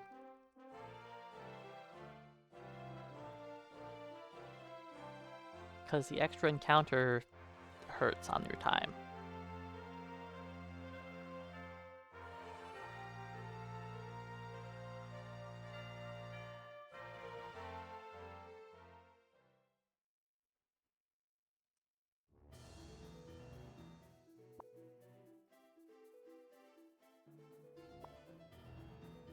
I have a slightly new strategy that I try on this stage now. Oops, no, that's fine.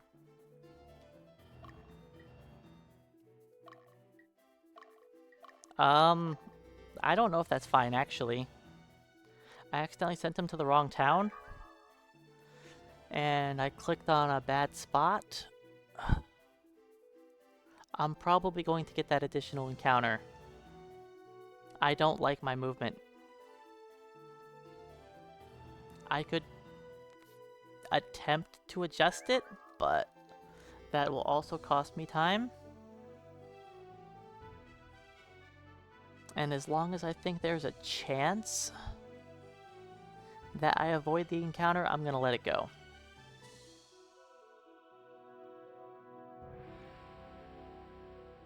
Okay, there's a chance. We might still avoid it.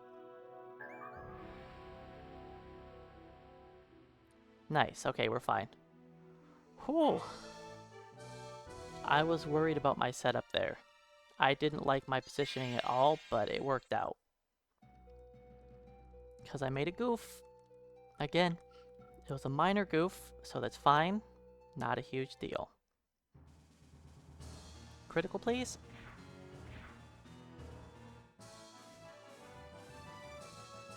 See, we're getting to the point now where we're killing enemies in 2 hits. Soon it'll be 1 hit. Actually, not that soon. We still have a little bit till it's 1 hit.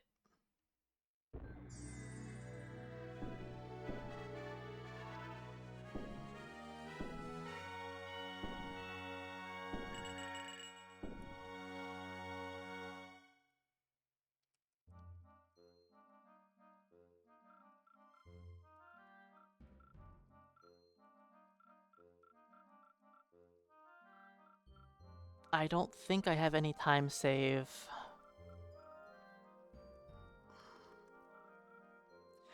I think I have time save in 1 mission, and it's not for a while. I believe the only mission I have that has any time save in it that's left is...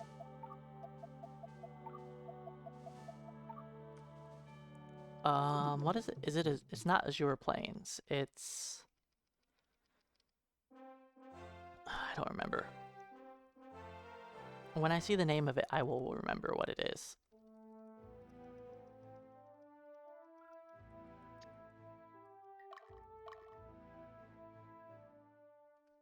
But we still have, I think,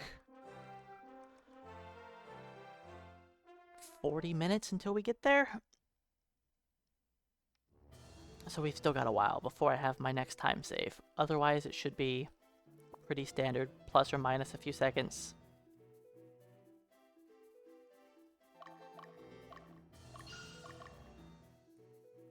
Based on how quickly I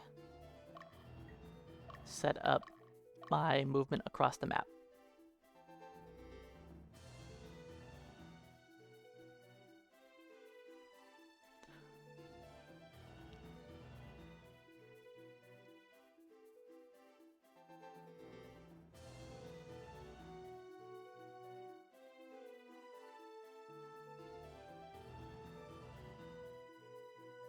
If my movement isn't perfect here, I can find an additional item that I don't want to find, which can also cause me to fight that Freya, and I can also fight an additional encounter with Magnus.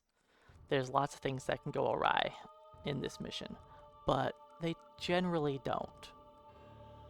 Alright, can we get a critical hit on him? That would actually save a good chunk of time. No crits. Unfortunate.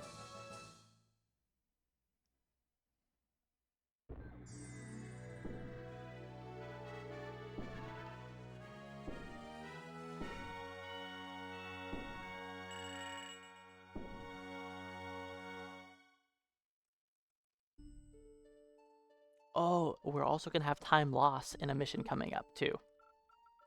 In 2 missions, we have time loss. About 15 seconds time loss. Because I'm not going to do the super risky 1 in 10 chance to continue.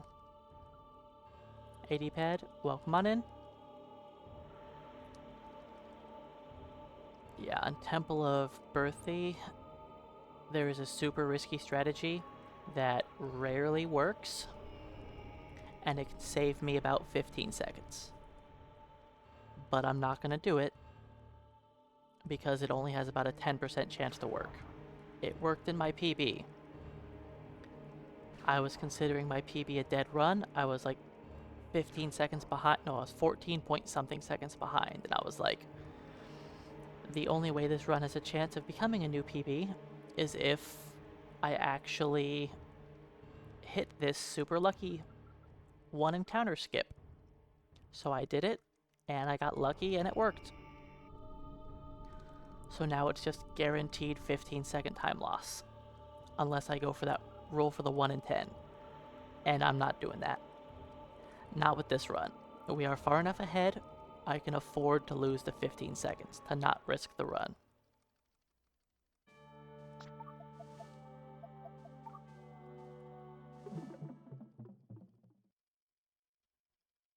Hey, Flack.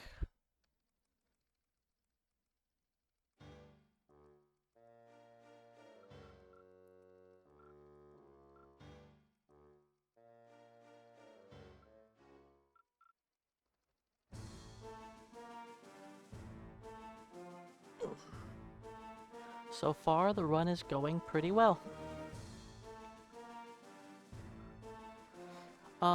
We can still go for the 251 without risking that.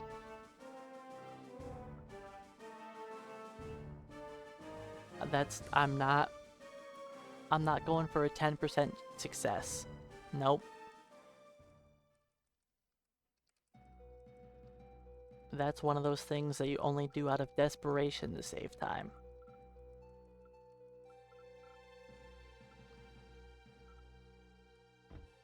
This is the best pace I've ever had. I'm not gonna risk it on a 1 in 10. Nope.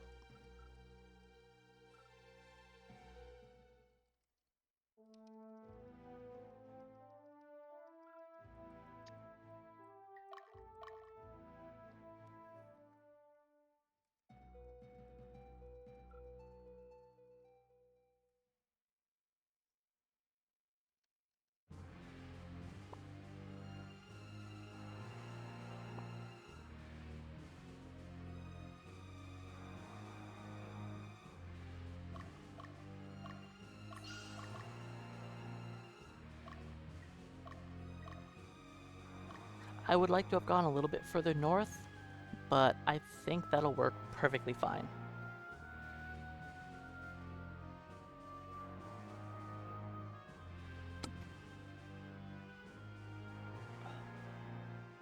Or not north, no, I would have gone a little bit further east, I mean.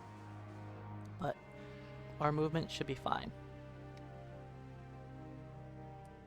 Yeah, he flew up far enough east anyways. I figured he would.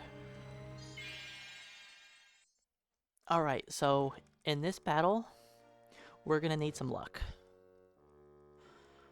He starts off with an Angel Knight in front of him.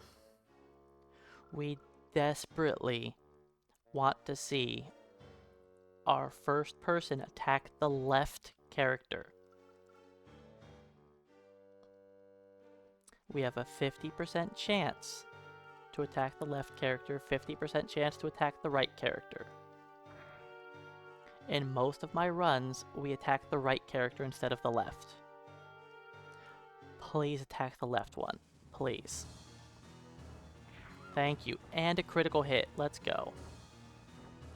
Well, that was like best case scenario. For our level being a little lower, us being weaker than normal.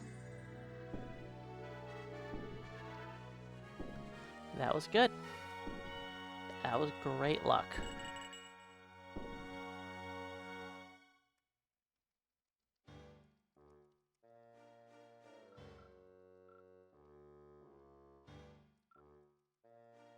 Just do a run enough times and you will see some good luck here and there. It will happen.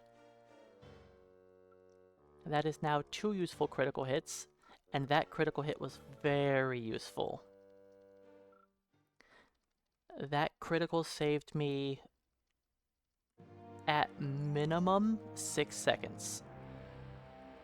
Because of our power level is lower than normal. Our Hawkmen have really bad stats. Like, yes, we are a tiny bit lower level than normal, but it's been fine in all of my other attempts. It's just that our stat gains were really low this time. So we are just barely struggling to kill enemies.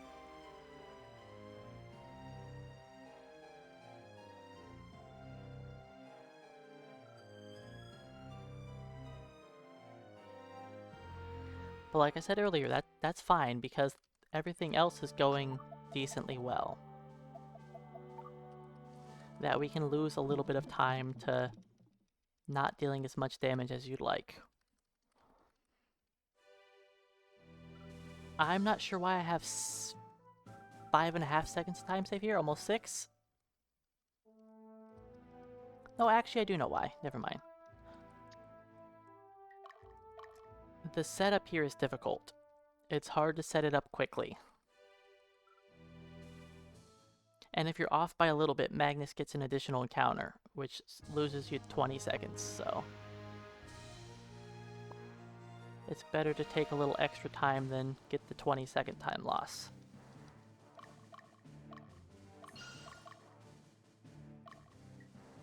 Uh-oh.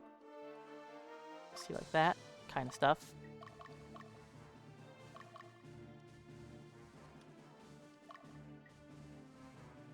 Nope, come on. You're not... Nope. Magnus, why?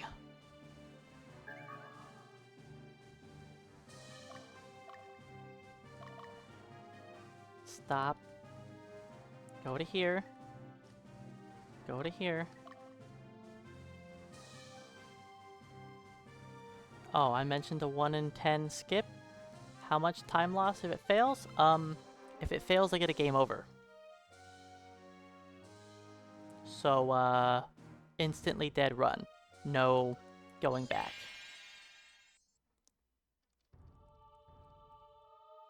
Which is why I will not risk it. I mean, I technically have a save from an hour and a half ago. Ooh, that's bad targeting. Worst targeting. Not the worst possible targeting, but it could have only been one attack worse.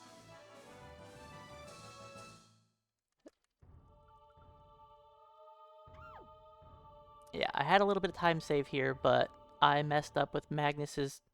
the stupid magnets. It just kept magnetizing. And I couldn't send him quickly, so I lost time. And then I had to do a second take because the stupid magnet just screwed me over.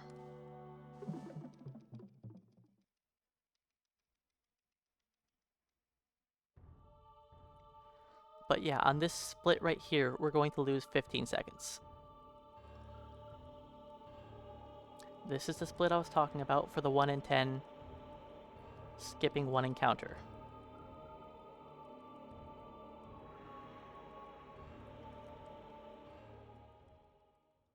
But yes, it's a lot of time loss. If I don't hit this skip, or if I tried to make this skip, and it didn't work, yeah, game over. Load your game from 27 minutes in, if you want.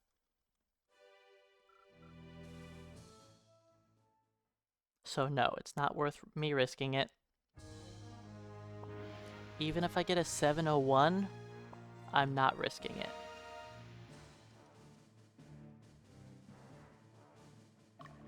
And it was a 703.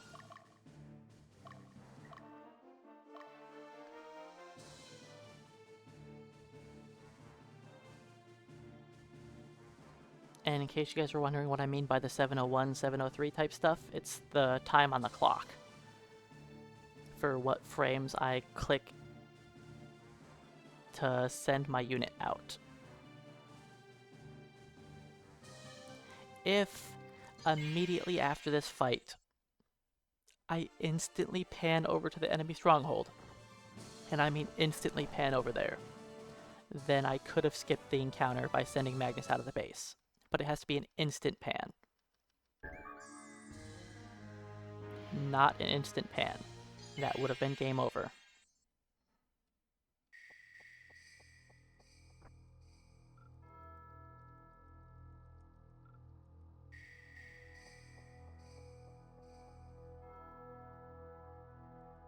That's why I don't go for that. That's only a desperation attempt of trying to save time. Which is what my PB needed.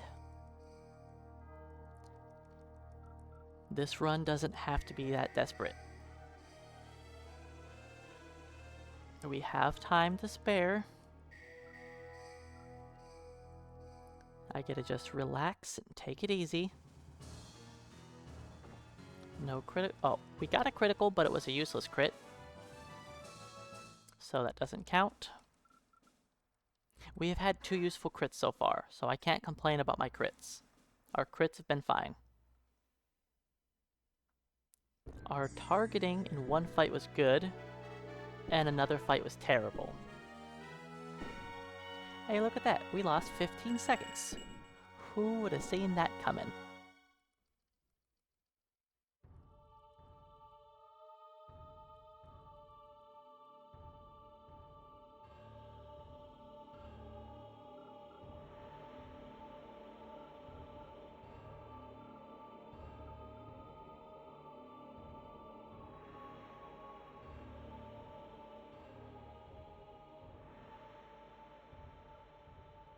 Yummo!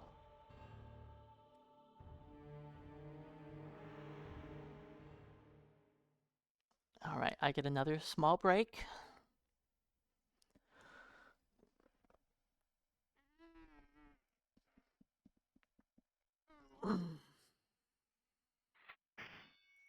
This break would be a little bit better if Magnus didn't have to scream in the middle of it. He ruins the break.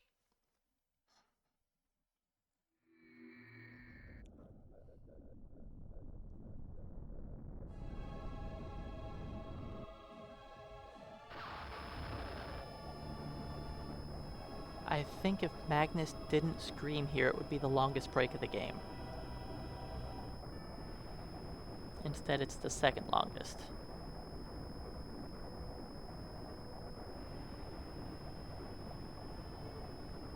See, once Yummel disappears, he runs out and screams.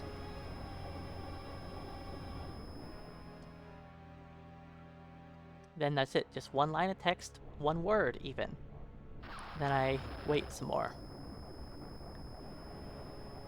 If he didn't have to scream there, it would have been the longest break in the game. Now we actually have text.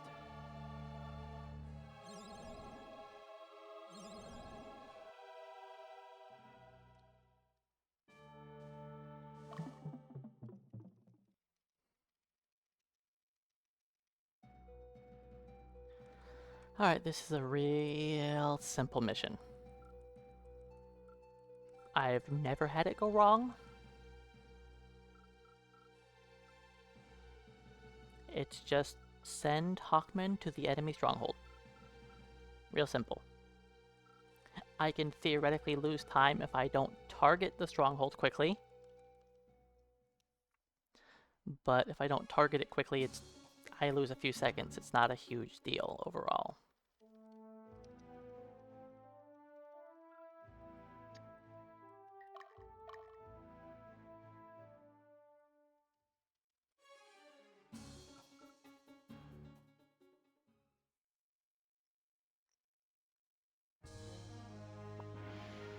The stronghold is so far away, however will I get there?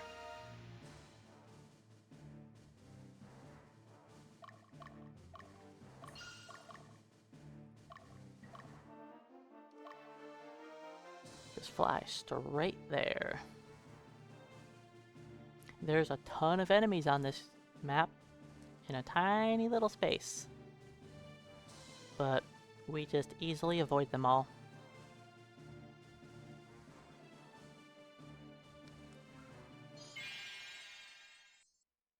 The flying movement type is awesome, especially with him having the double movement speed. It's great.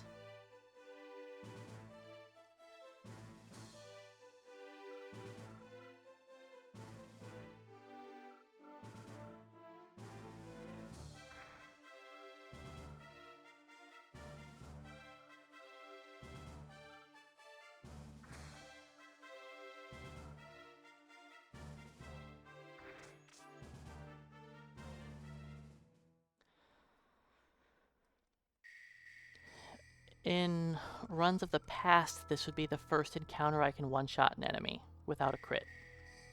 But we definitely are not strong enough to one-shot him, unless we crit.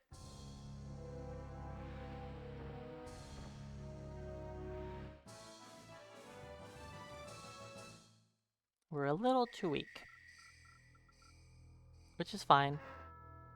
We'll be one-shotting enemies soon.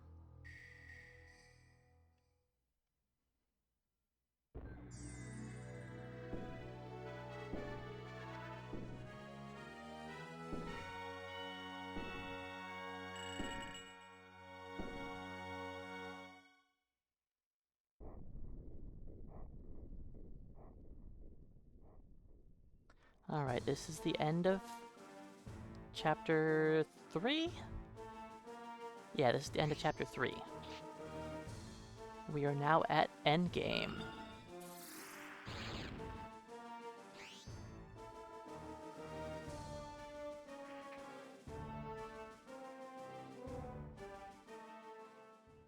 Mash B, mash A, mash start.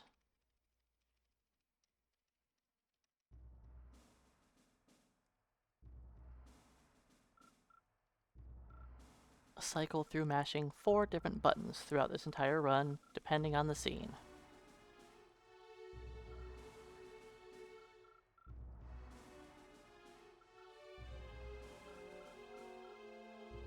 Most of the time it's mashing A.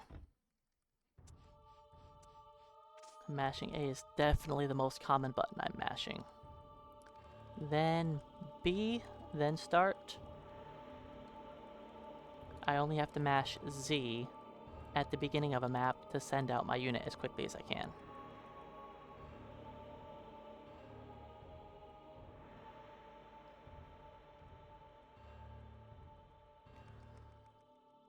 So yeah, we're coming up on our time save soon. I think I have time save in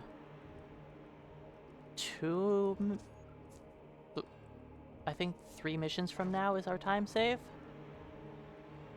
I think so.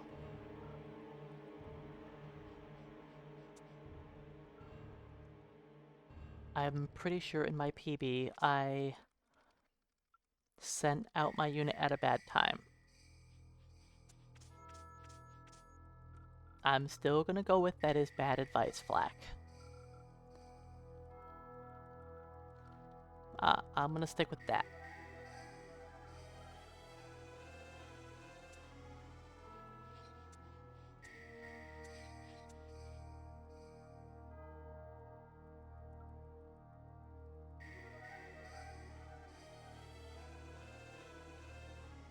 I'm not gonna mash no potatoes.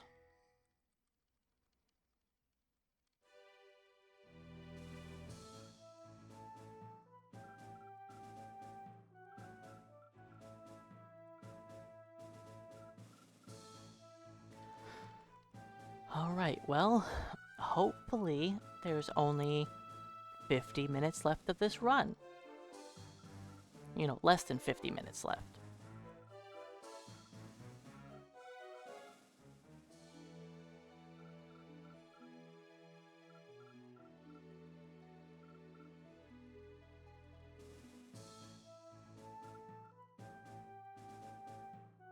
A potato masher and some arcade buttons.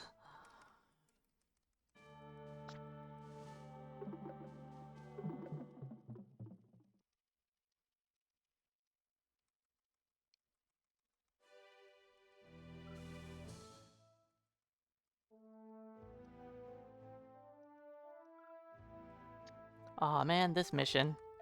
Okay. Right.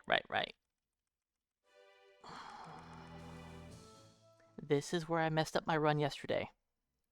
This is the most difficult mission to get perfectly. And it has some of the largest time loss possible in the run, if you're not perfect.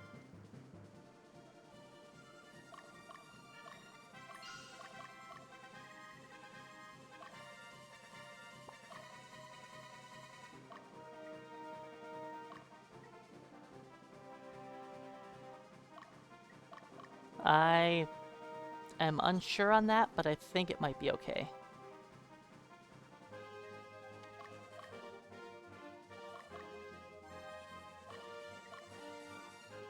Alright, let's see how it goes. Yeah, I do use the air fryer like 6 days a week now. I'm pretty sure I only use the microwave about once a week now. It's almost all air fryer. I've been hooked. Okay, I think Magnus is fine. It's all about the Hawkman. Does he kite these enemies and fight the boss? Please? Yes, let's go. I don't lose 50 seconds.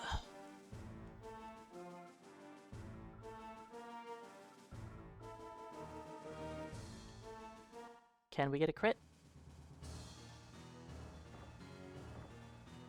Normally we don't need a crit here, but I knew our damage numbers were too weak. Single digit HP again. If only we had some stats. I'm not a huge fan of crockpots.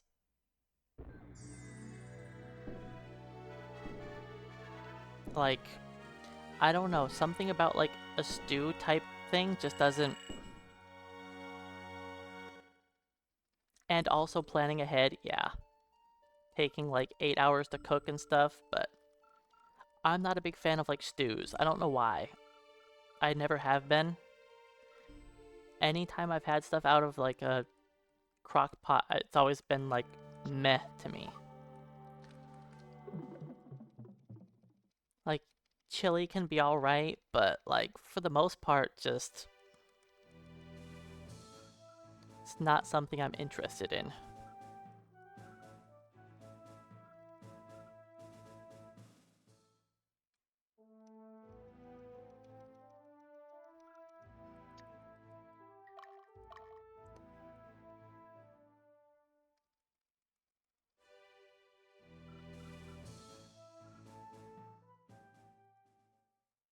Alright.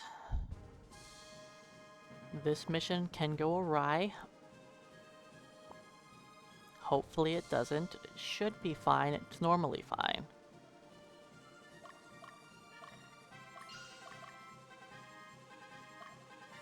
Oh, that's not good.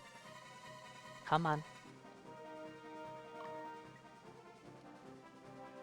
This magnet is really screwing me over.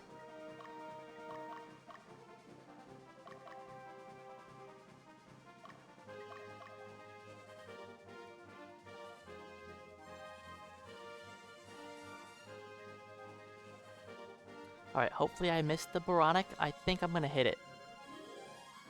Yeah, I hit it. Not Boronic, Evil Spear. I always call it Boronic. Boronic is the next quality Evil Spear.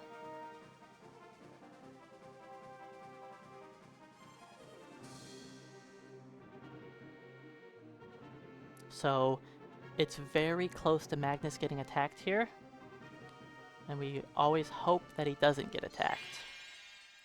Because if he gets attacked from behind and I'm super low level, the Hawkman can outspeed me and technically kill Magnus.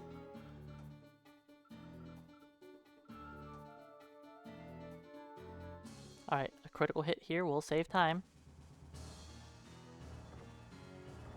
Not on the second swing. I would have needed that crit on the first swing.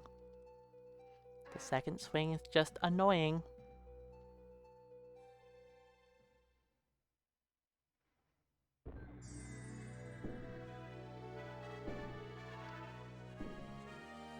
I am struggling on a lot of these stages to set up my character quickly. Which is unfortunate. Getting some good time loss.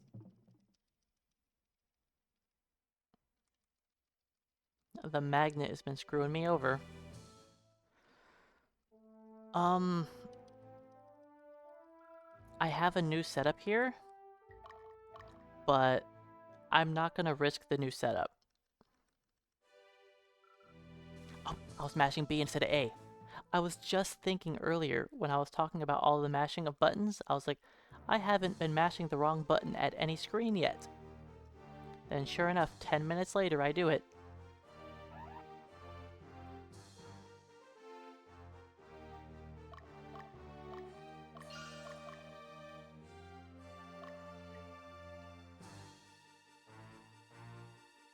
Just play it safe. Play it safe.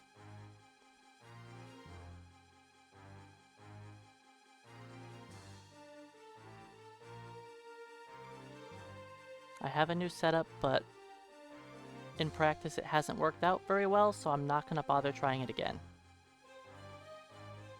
I'll just do the old setup.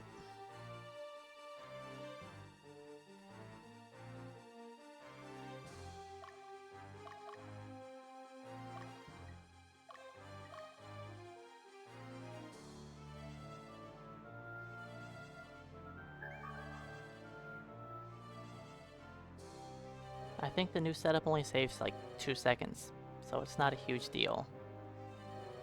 Just do what does work. I need to not take any risks. Just try and end this with as much time save as I can. I don't have time save here. The next mission, I finally have my time save. Okay, we finally one-shot him. We are a couple missions late on the one-shots.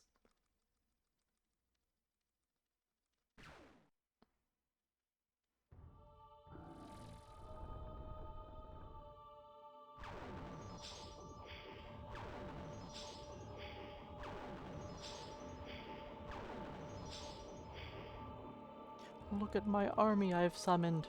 However will you beat me now? I don't know. Look at all those meat shields that you didn't put in front of you. Watcha!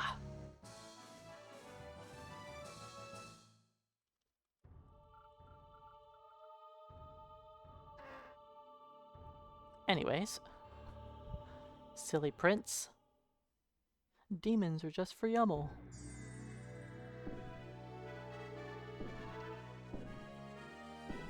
Alright, here's my major time save. In fact, my only time save for the rest of the run is right here.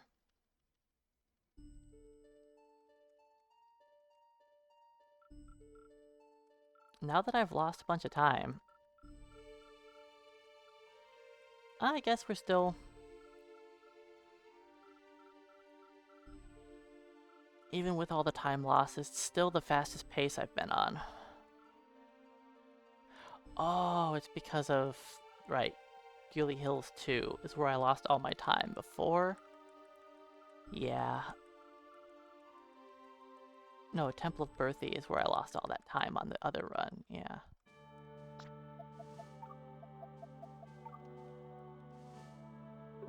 Alright, I'm not going to make Magnus go on an adventure early. I'm not doing it. I'm gonna be patient. I'm gonna wait until the enemy is super close to taking over my stronghold. Then I'll make Magnus leave. Anytime I panic a little bit, it costs me nearly 40 seconds here. No panicking. We got this. We got this.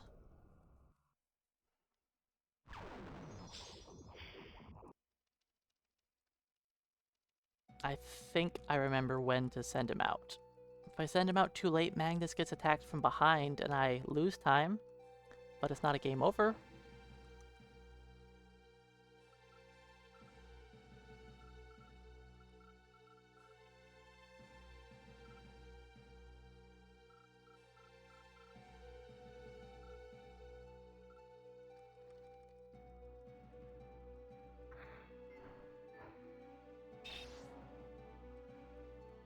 These are my Knights of Dan. He's got 4 fighters named Dan. He knows what's up.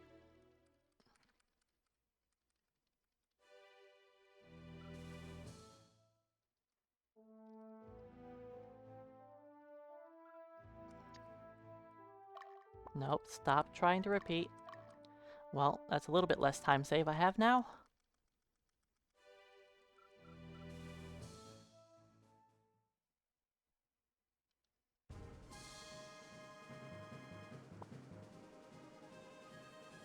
The Dan Patrol.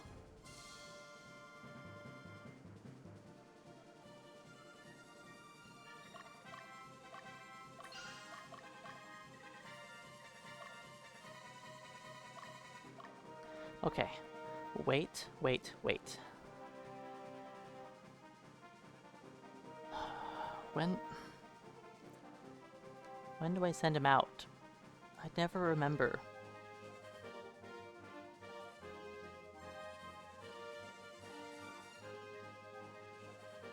I think now I do it. Let's hope this is right. It looks good. Okay, we're fine, we're fine. Oh, buddy. I don't know why I always mess that up. But you have to wait. He gets so close. His leash is a real short one.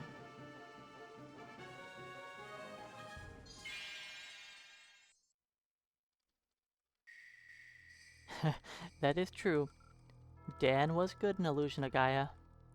It had its strong points, but it also had a lot of low points for me.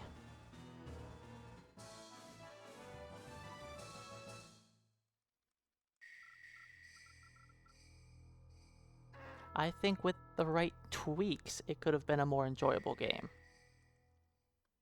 I think it could have been a lot more enjoyable game with some good tweaks to it.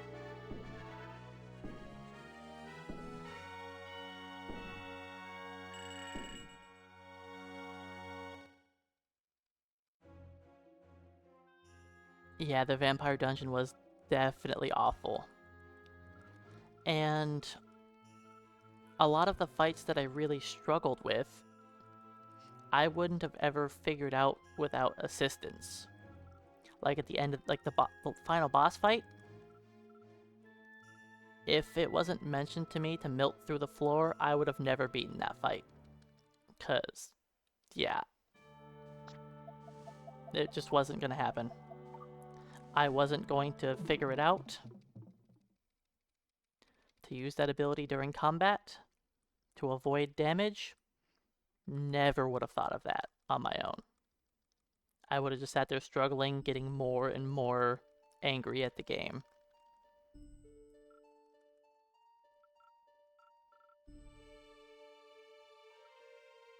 Well, it's probably good that you did say something, because if you didn't, I would have just gotten more mad with it. Because I would have just been, getting increasingly more and more frustrated.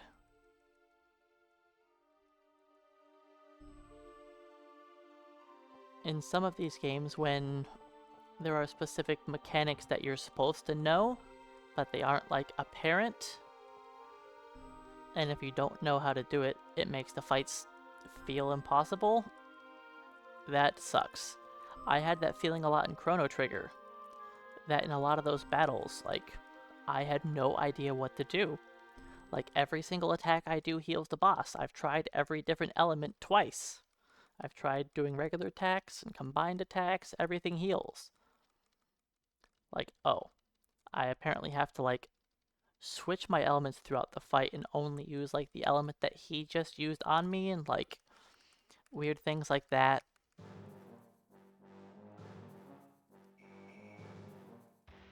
They just weren't things you would think of.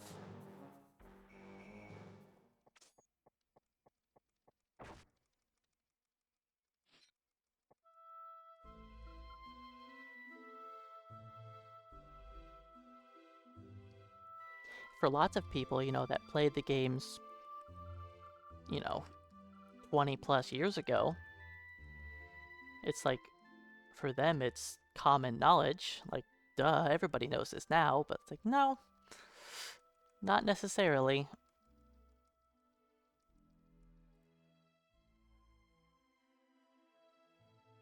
Somebody that doesn't know anything about it can definitely struggle.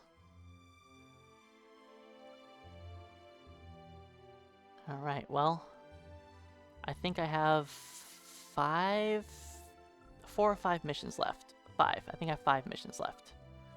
With no time save.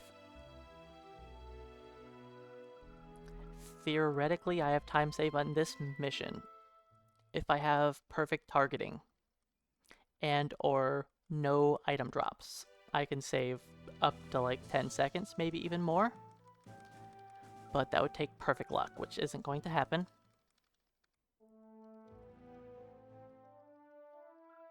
And also, the order of the enemies fighting me can also matter. My witches aren't super high level currently.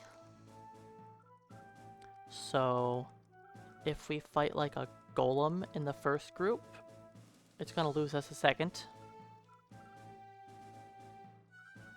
But yeah, depending on which fight we get into and which order and which ones drop items, we can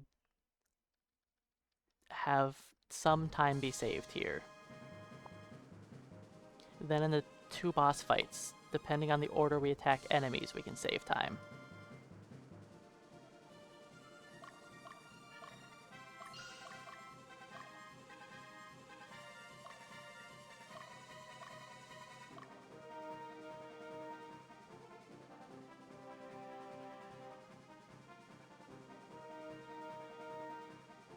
So the enemy legions here that are going to chase after Magnus, they walk around really wonky-like. You never know which one you're going to run into first. Hey, poor Scythe, welcome on in. Thanks for the luck. I believe this is the Boronic drop, which is a perfectly acceptable one to fight first. Hopefully we don't get the item drop. Every item drop loses us a second and a half. Alright, here's the Ogre. I think we'll do enough to kill it. Yes, we're good now. If we would have fought the Ogre in the first fight, it would have been a close damage roll. Okay, that's 2 out of 2 item drops. We want to fight this one a little bit later, so we can one-shot her.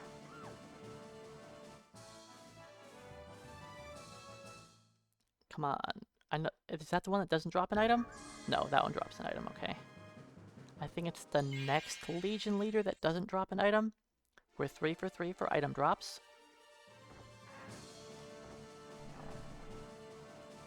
Can we please not get a drop? 4 for 4. Unlucky.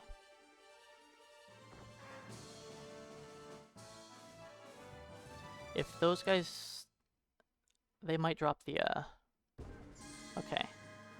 I think they're the ones that don't drop an item. So I'm not counting that. I'm still saying 4 for 4 for item drops. Here we have a 1 in 3 chance of targeting the right enemy. Please target the middle cataphract. Nope. Okay. Well, that wasn't best case scenario, but it was second best targeting. So that was exactly what my PB had, I believe.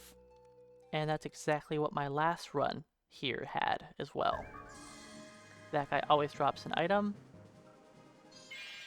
Can we please not get an item drop from one of these 3 enemies?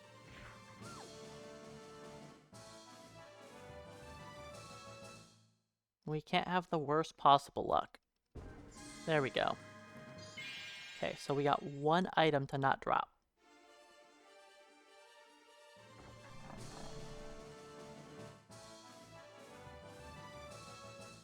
And this last encounter here is always the last one. It's the only one that is always last. I think the other one, the second last one, I think is always the same too. But like every other fight can be in different orders based on how the enemies walk.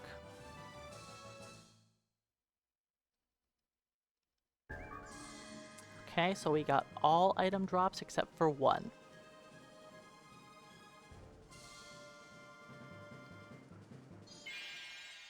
That's not good luck. Not at all. This is another 1 in 3. We would, best case scenario, attack middle, second best attack left, worst case attack right. Good. Good, good. We actually had good targeting. That saves us a variable amount of time.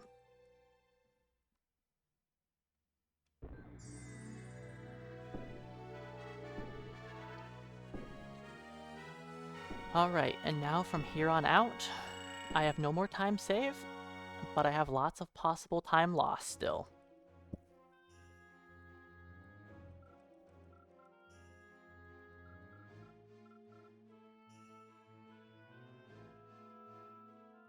In 2 missions from now, I have a potential 40-second time loss, if I'm unlucky.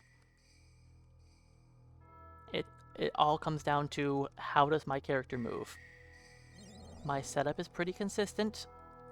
It's just am I lucky or not with my character's movement for if I lose 40 seconds or not.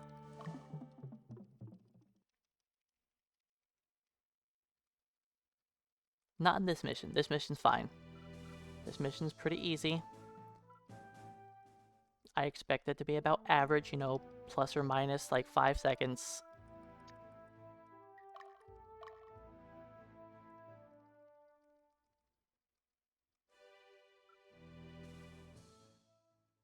I mean, we shouldn't be losing 5 seconds randomly, but sometimes it happens. If my movement isn't quick, we can lose time.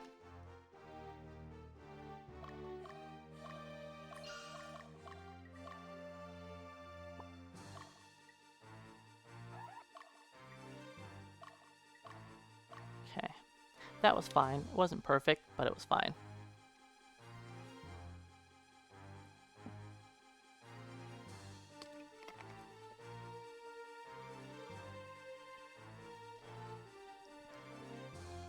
Now we sit back and wait.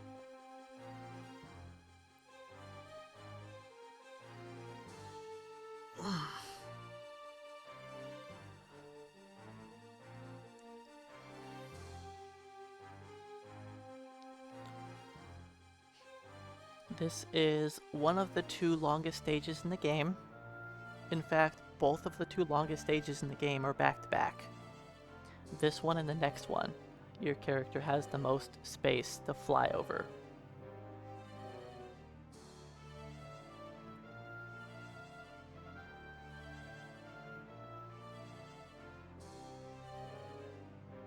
And it's actually why I need so many Hawkmen to be in one of my other parties, so that we don't get fatigued.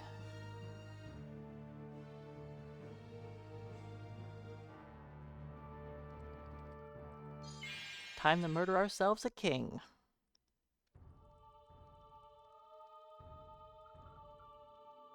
The king's also holding on to some ogres, but we're going to ignore those ogres and just murder the king.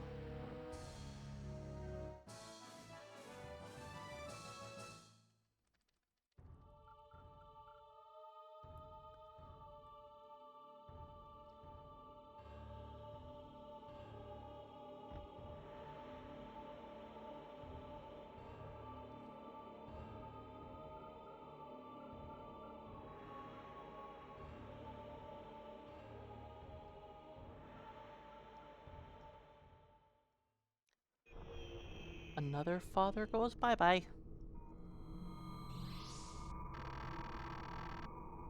This one is self-inflicted, though.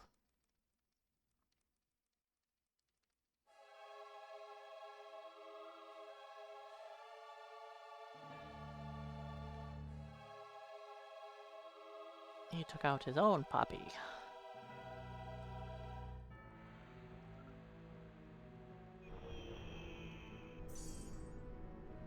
If you're on the good ending, if you have high chaos frame, you don't watch Yummel murder his father. Alright, we need good targeting here. 50-50 chance. Nope. Bad 50%. Nope, we had the worst possible targeting. Unfortunate.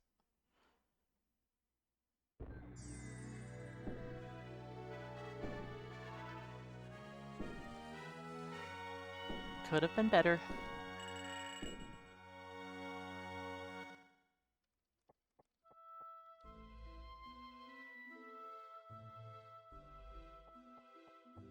They made us kill 2 Dans. We had to kill 2 Dans. No, it was 3 Dans. Yeah, we killed 3. Because of the wrong targeting, then forced targeting, then wrong targeting because of forced. Then we killed Yummel.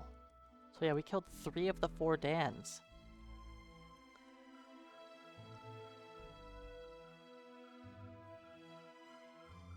Alright, this next mission here has my largest potential time loss for the rest of the run. If I'm unlucky, I lose 40 plus seconds here. 40 to 45-ish. It's also possible that I only lose like 25, but it's likely that I lose 40, 45. So I'd say we probably have a 50-50 shot at not losing the time.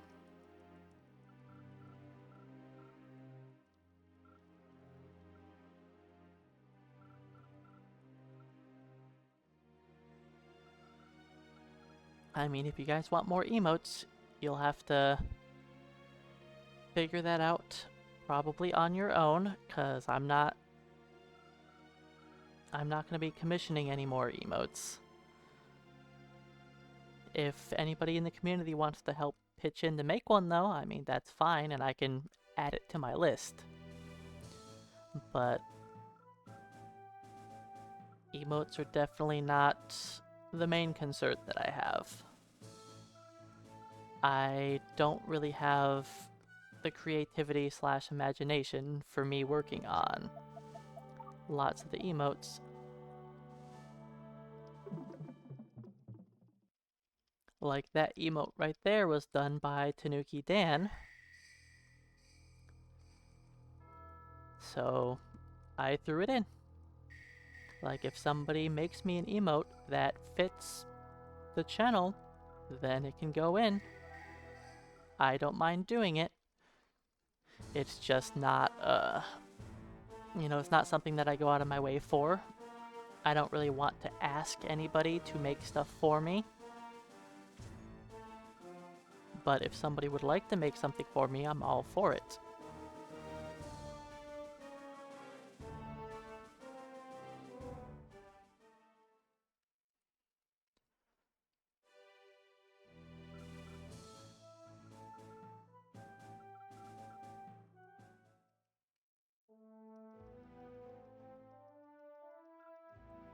Yeah, this is the single largest map in the game.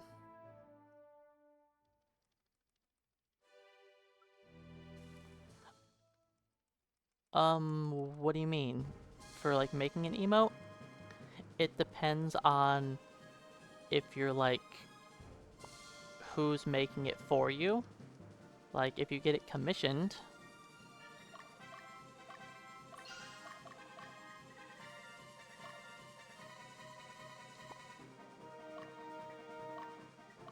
a lot of people that make emotes charge different rates. It really just depends on who you talk to, what you're looking for.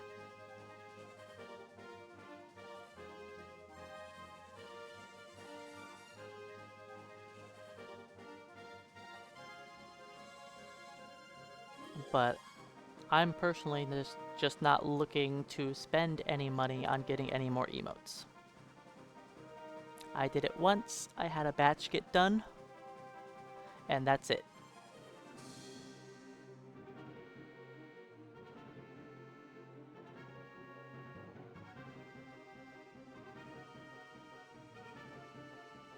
And if any more emotes get added to the channel, it's just because people want there to be more emotes and they get it done themselves.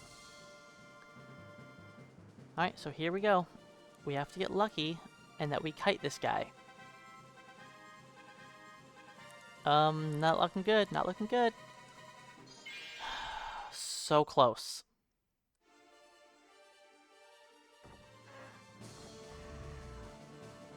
Well, looks like we lose 40 seconds.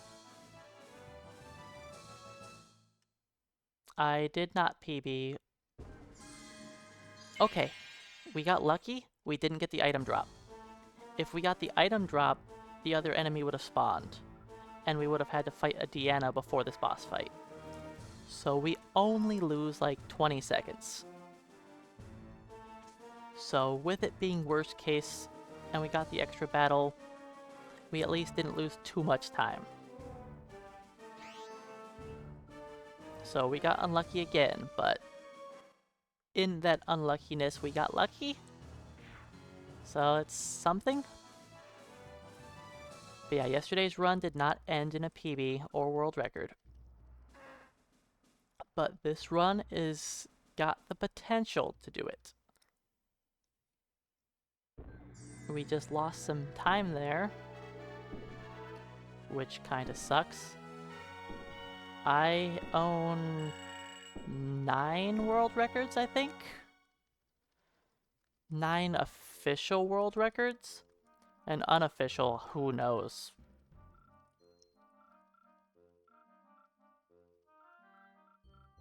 I don't know if my PB section is up to date, but it probably has at least most of them up to date. A lot of the Ogre Battle times are probably not up to date on there. Most of my world records are in Final Fantasy 1 and Ogre Battle. I currently have 2 world records in Ogre Battle. Once I am happy with my any percent time, then I will work on a glitchless route, and we'll see if I end up going for the record in that. It depends how I'm feeling while I'm doing the runs. If I'm not enjoying doing it, then I'm not going to continue doing it. Whether or not I get the record, that's just generally how I do it. If I'm not having fun, then I don't want to keep playing the game. But as long as I'm enjoying it at least somewhat, then I'll keep going.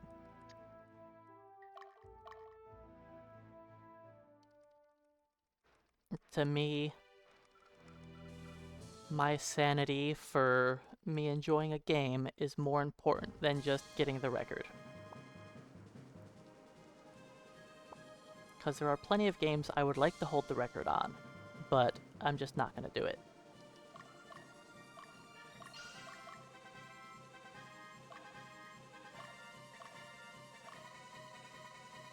Yeah, also my hand health is also a thing. I'm going to hit... Ooh, I didn't hit the Urn of Chaos. That's nice. Outside of speedrunning, it's hard to pick one favorite unit. I think the Seraph is probably my favorite unit, but I don't know if that's fair.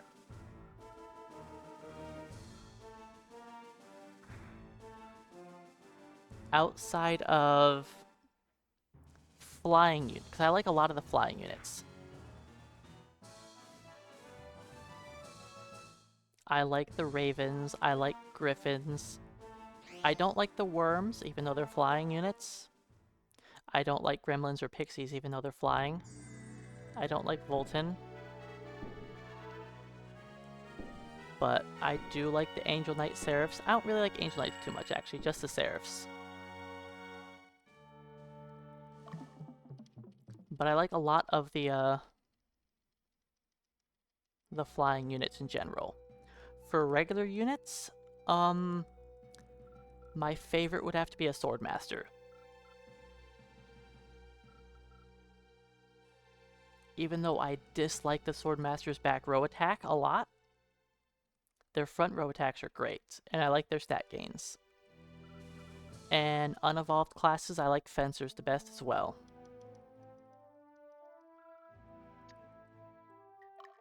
I also like regular archers, but I don't like Deannas. I like Valkyries and Freyas, even though they're terrible.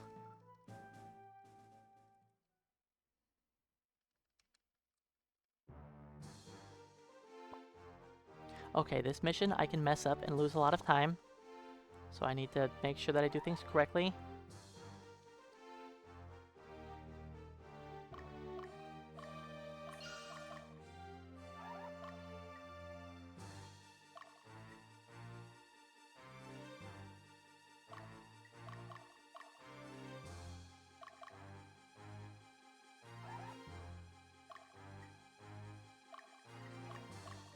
Alright, hopefully this guy doesn't un-aggro Magnus like last time. Uh-oh. Nope, he fought me. Well, that's time loss. Unfortunate.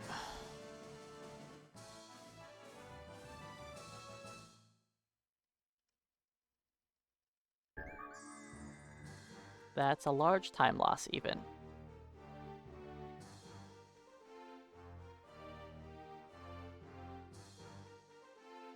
minimum 15 seconds lost there.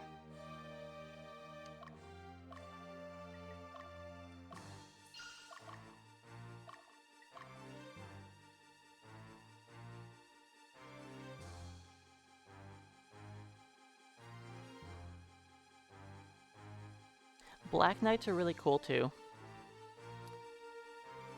I do like Black Knights,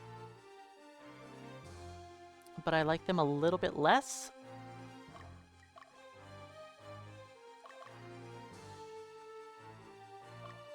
Come on. Why? Why are you not going to the castle? Just making me lose more time because I can't target it. I don't know why it wouldn't target the castle. Well, we're losing a good chunk of time now.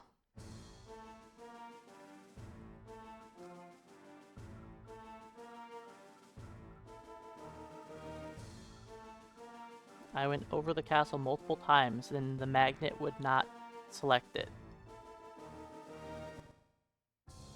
So that's pretty unfortunate for us.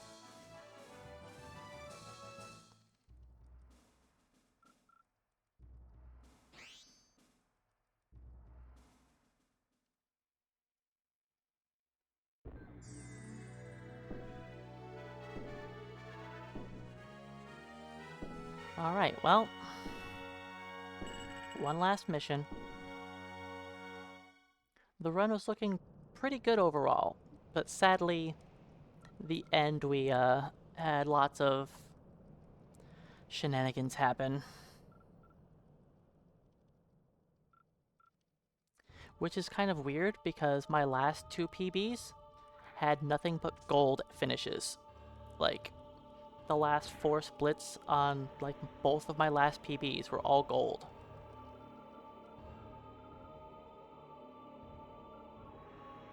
What do you mean, why don't I play through the whole game? I do play through the whole game.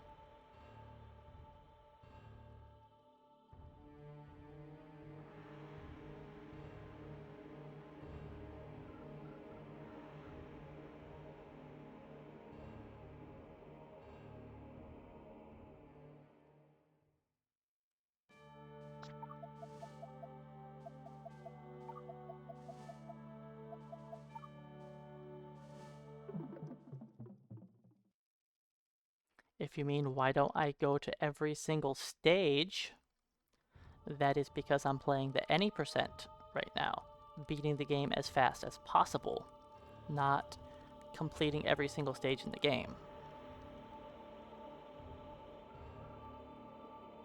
I've already done the all stages run and have the world record in that, and I'm done doing that, and I've moved on to just beating the game as quickly as possible.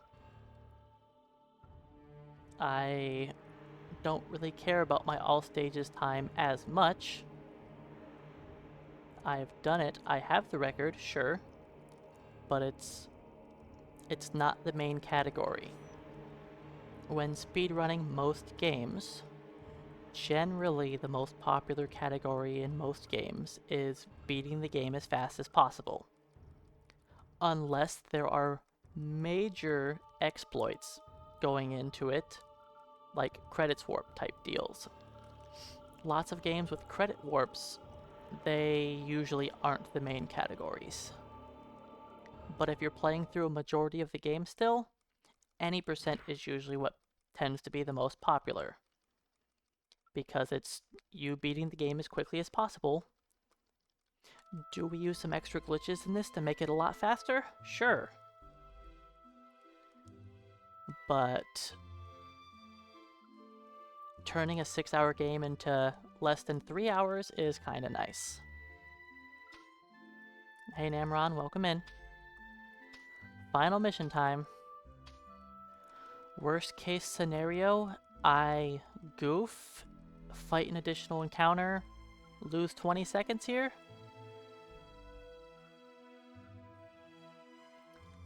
Well, yes, playing casually, the game takes a lot longer. But that's the difference in a speedrun. most speedruns are way, way, way faster than anybody would beat the game. Just casually.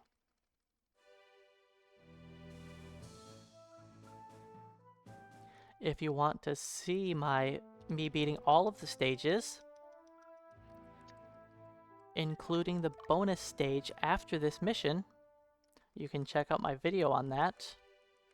I believe it's still saved in my Twitch videos, and if not, there's always my YouTube that has that as well, that holds all of my records on.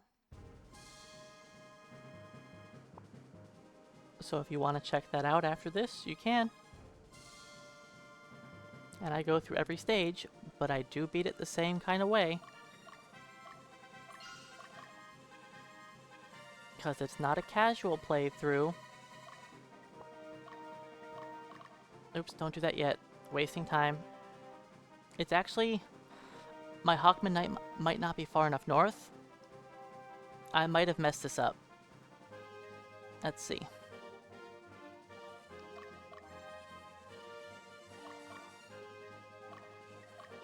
We'll find out.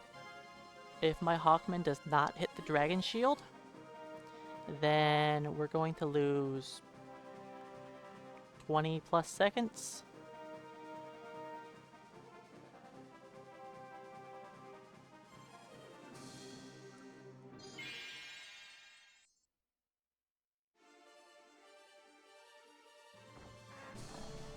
I have to fight that guy. Because that guy is, his AI makes him rush my stronghold no matter what. This guy rushes the stronghold normally, but he will chase after Magnus. Okay, we got the Dragon Shield. I should be fine. I'm pretty sure if I pick up the Dragon Shield, I always get by this guy. But if I'm slightly too far south, I will not hit the Dragon Shield. Alright, there's still a tiny bit of RNG in this fight. I have a 50-50 shot of attacking the correct target.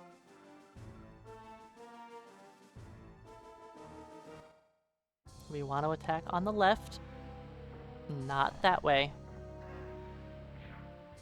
It's only a second time loss, but it's still annoying.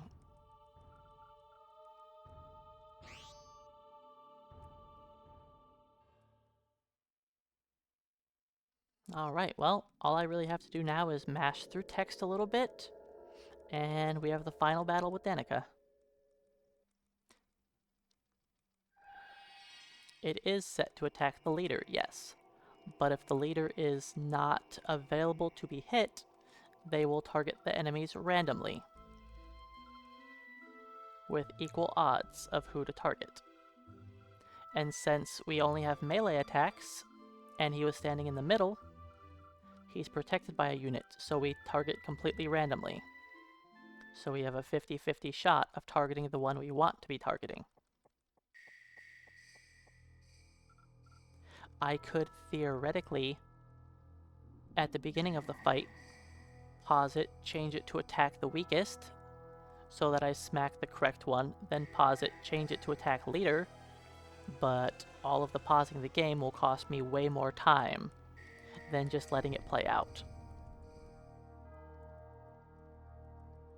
Yeah, I much rather go for the successful 50-50 instead of just wasting time to get the results you want.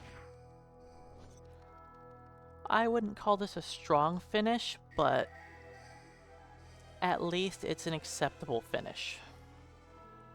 I was nearly 2 minutes ahead 20 minutes ago. Then had a little bit of unluckiness and off by a few pixels on some of my movement.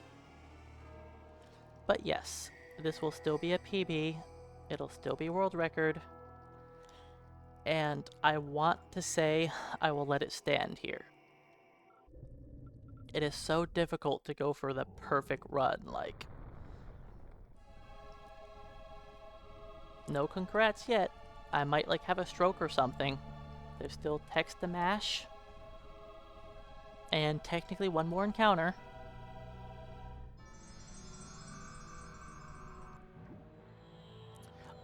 Once I'm happy with this time, then I'll be moving on to glitchless. And I will play glitchless until I'm either happy with my time or I don't want to play it anymore. One of the two. I don't care if that gets me world record or not. I'm currently second place in glitchless. There's only 3 runs on the leaderboard, so it's not like it's a category people really play. Most people play this category. It's by far the most popular. And I now have like I think a 20-minute lead between first place and second.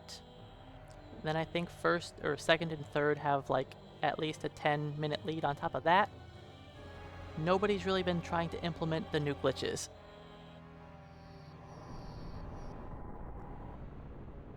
How long is glitchless? The record is just under 6 hours. I have only ever done a single glitchless run where I had numerous deaths and I had 0 routing for it. I just did one just to have the first run on the leaderboard. Just because I was tired of seeing an empty leaderboard. Because people requested me to make a glitchless category, so I did. But then, after 2 years, nobody ran it. So I decided I would just do it myself.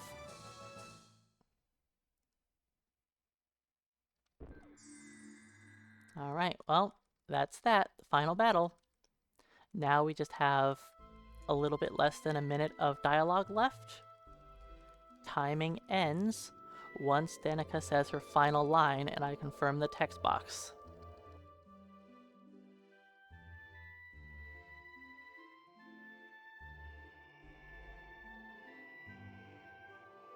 Once I confirm the final dialogue box of Danica's, I no longer have to press any buttons for the credits to finish and the game to be done.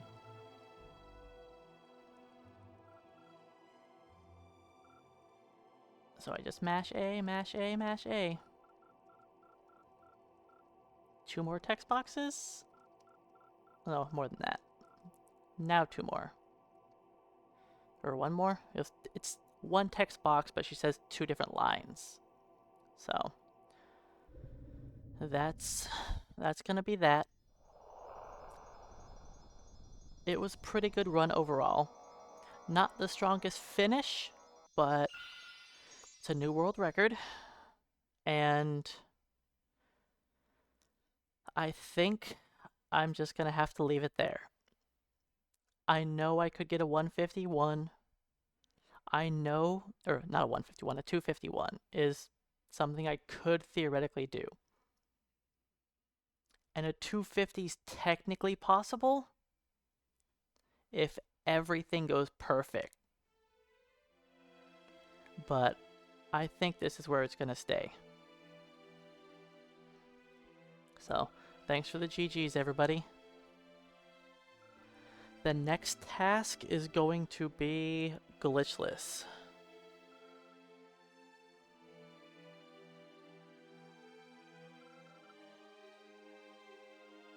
So glitchless is going to be the next project, which means that we're going to have 2 days of Final Fantasy 1.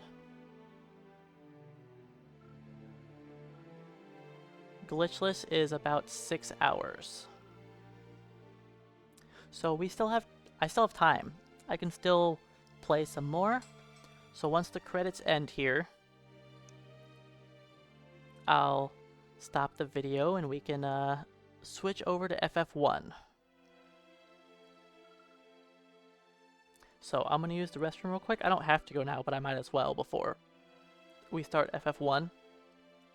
Yeah, the glitchless run is 6 hours. My PB for that is like 6 hours and 48 minutes or something. I have a lot of time to shave off, but again, I only put in 1 attempt with 0 routing. So, my new goal is to try to do the most simple route over the weekend. That's my goal. And then for Tuesday of next week, I'll start doing some glitchless runs.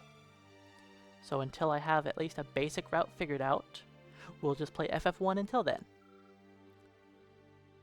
But yeah, I'll switch over to FF1 in a bit. Let me go pee, then I'll be right back.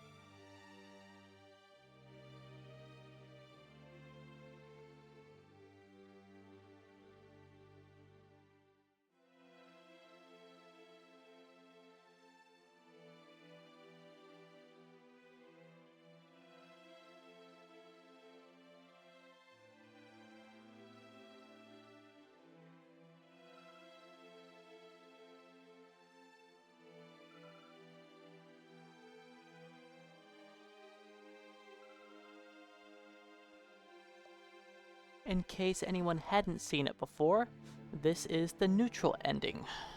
It is the least common ending that anybody gets while playing this game, because your chaos frame has to be between, I want to say 36?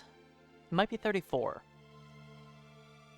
It might be 34 to like 75, but it has to be in the middle. And normally you're either one way or the other.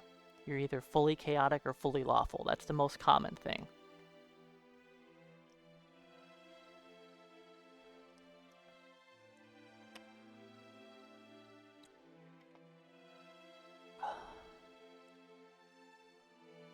So yeah, new world record. That's where it's gonna stand. I'm gonna put down any percent. Yeah, the chaos frame and your character's lawfulness and chaoticness snowballs quite quickly in this game.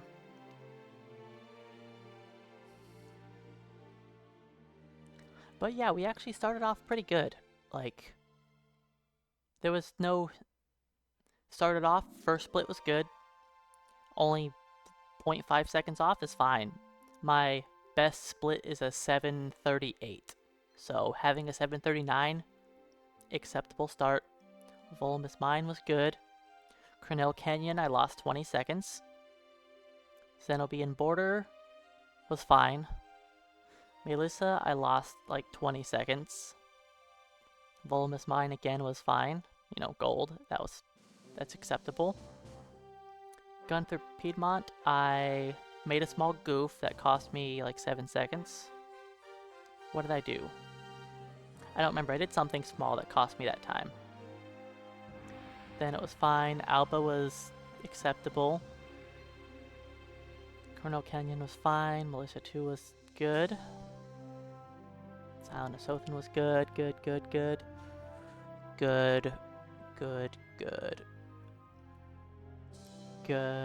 That was good. Then good.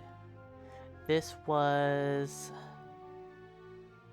What happened here?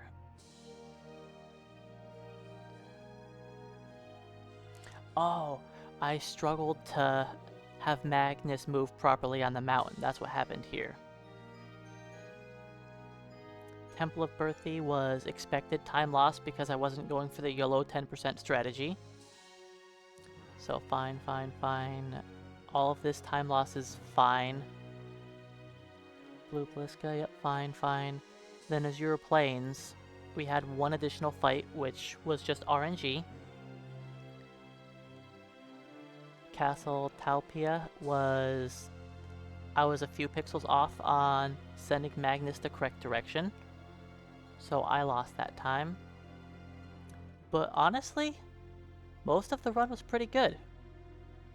I can be happy enough with this run. It's not perfect, but it's acceptable. And hey Drossi, welcome in. Thanks again for the GGs, everyone.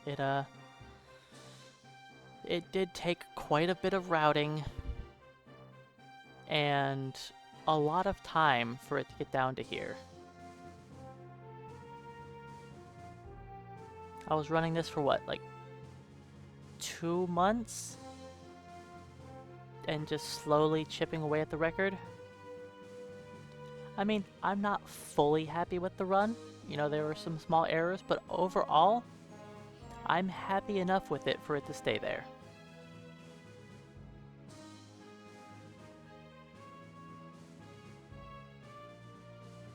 I know that more time could be saved, but it's getting to the point now where my free time save is kind of gone. If I tried to do the run again, like, if I don't have perfect luck in the beginning, I'd be resetting 40 minutes in. Like, almost always. Trying to save that time at the beginning. And that's before even the last reset point.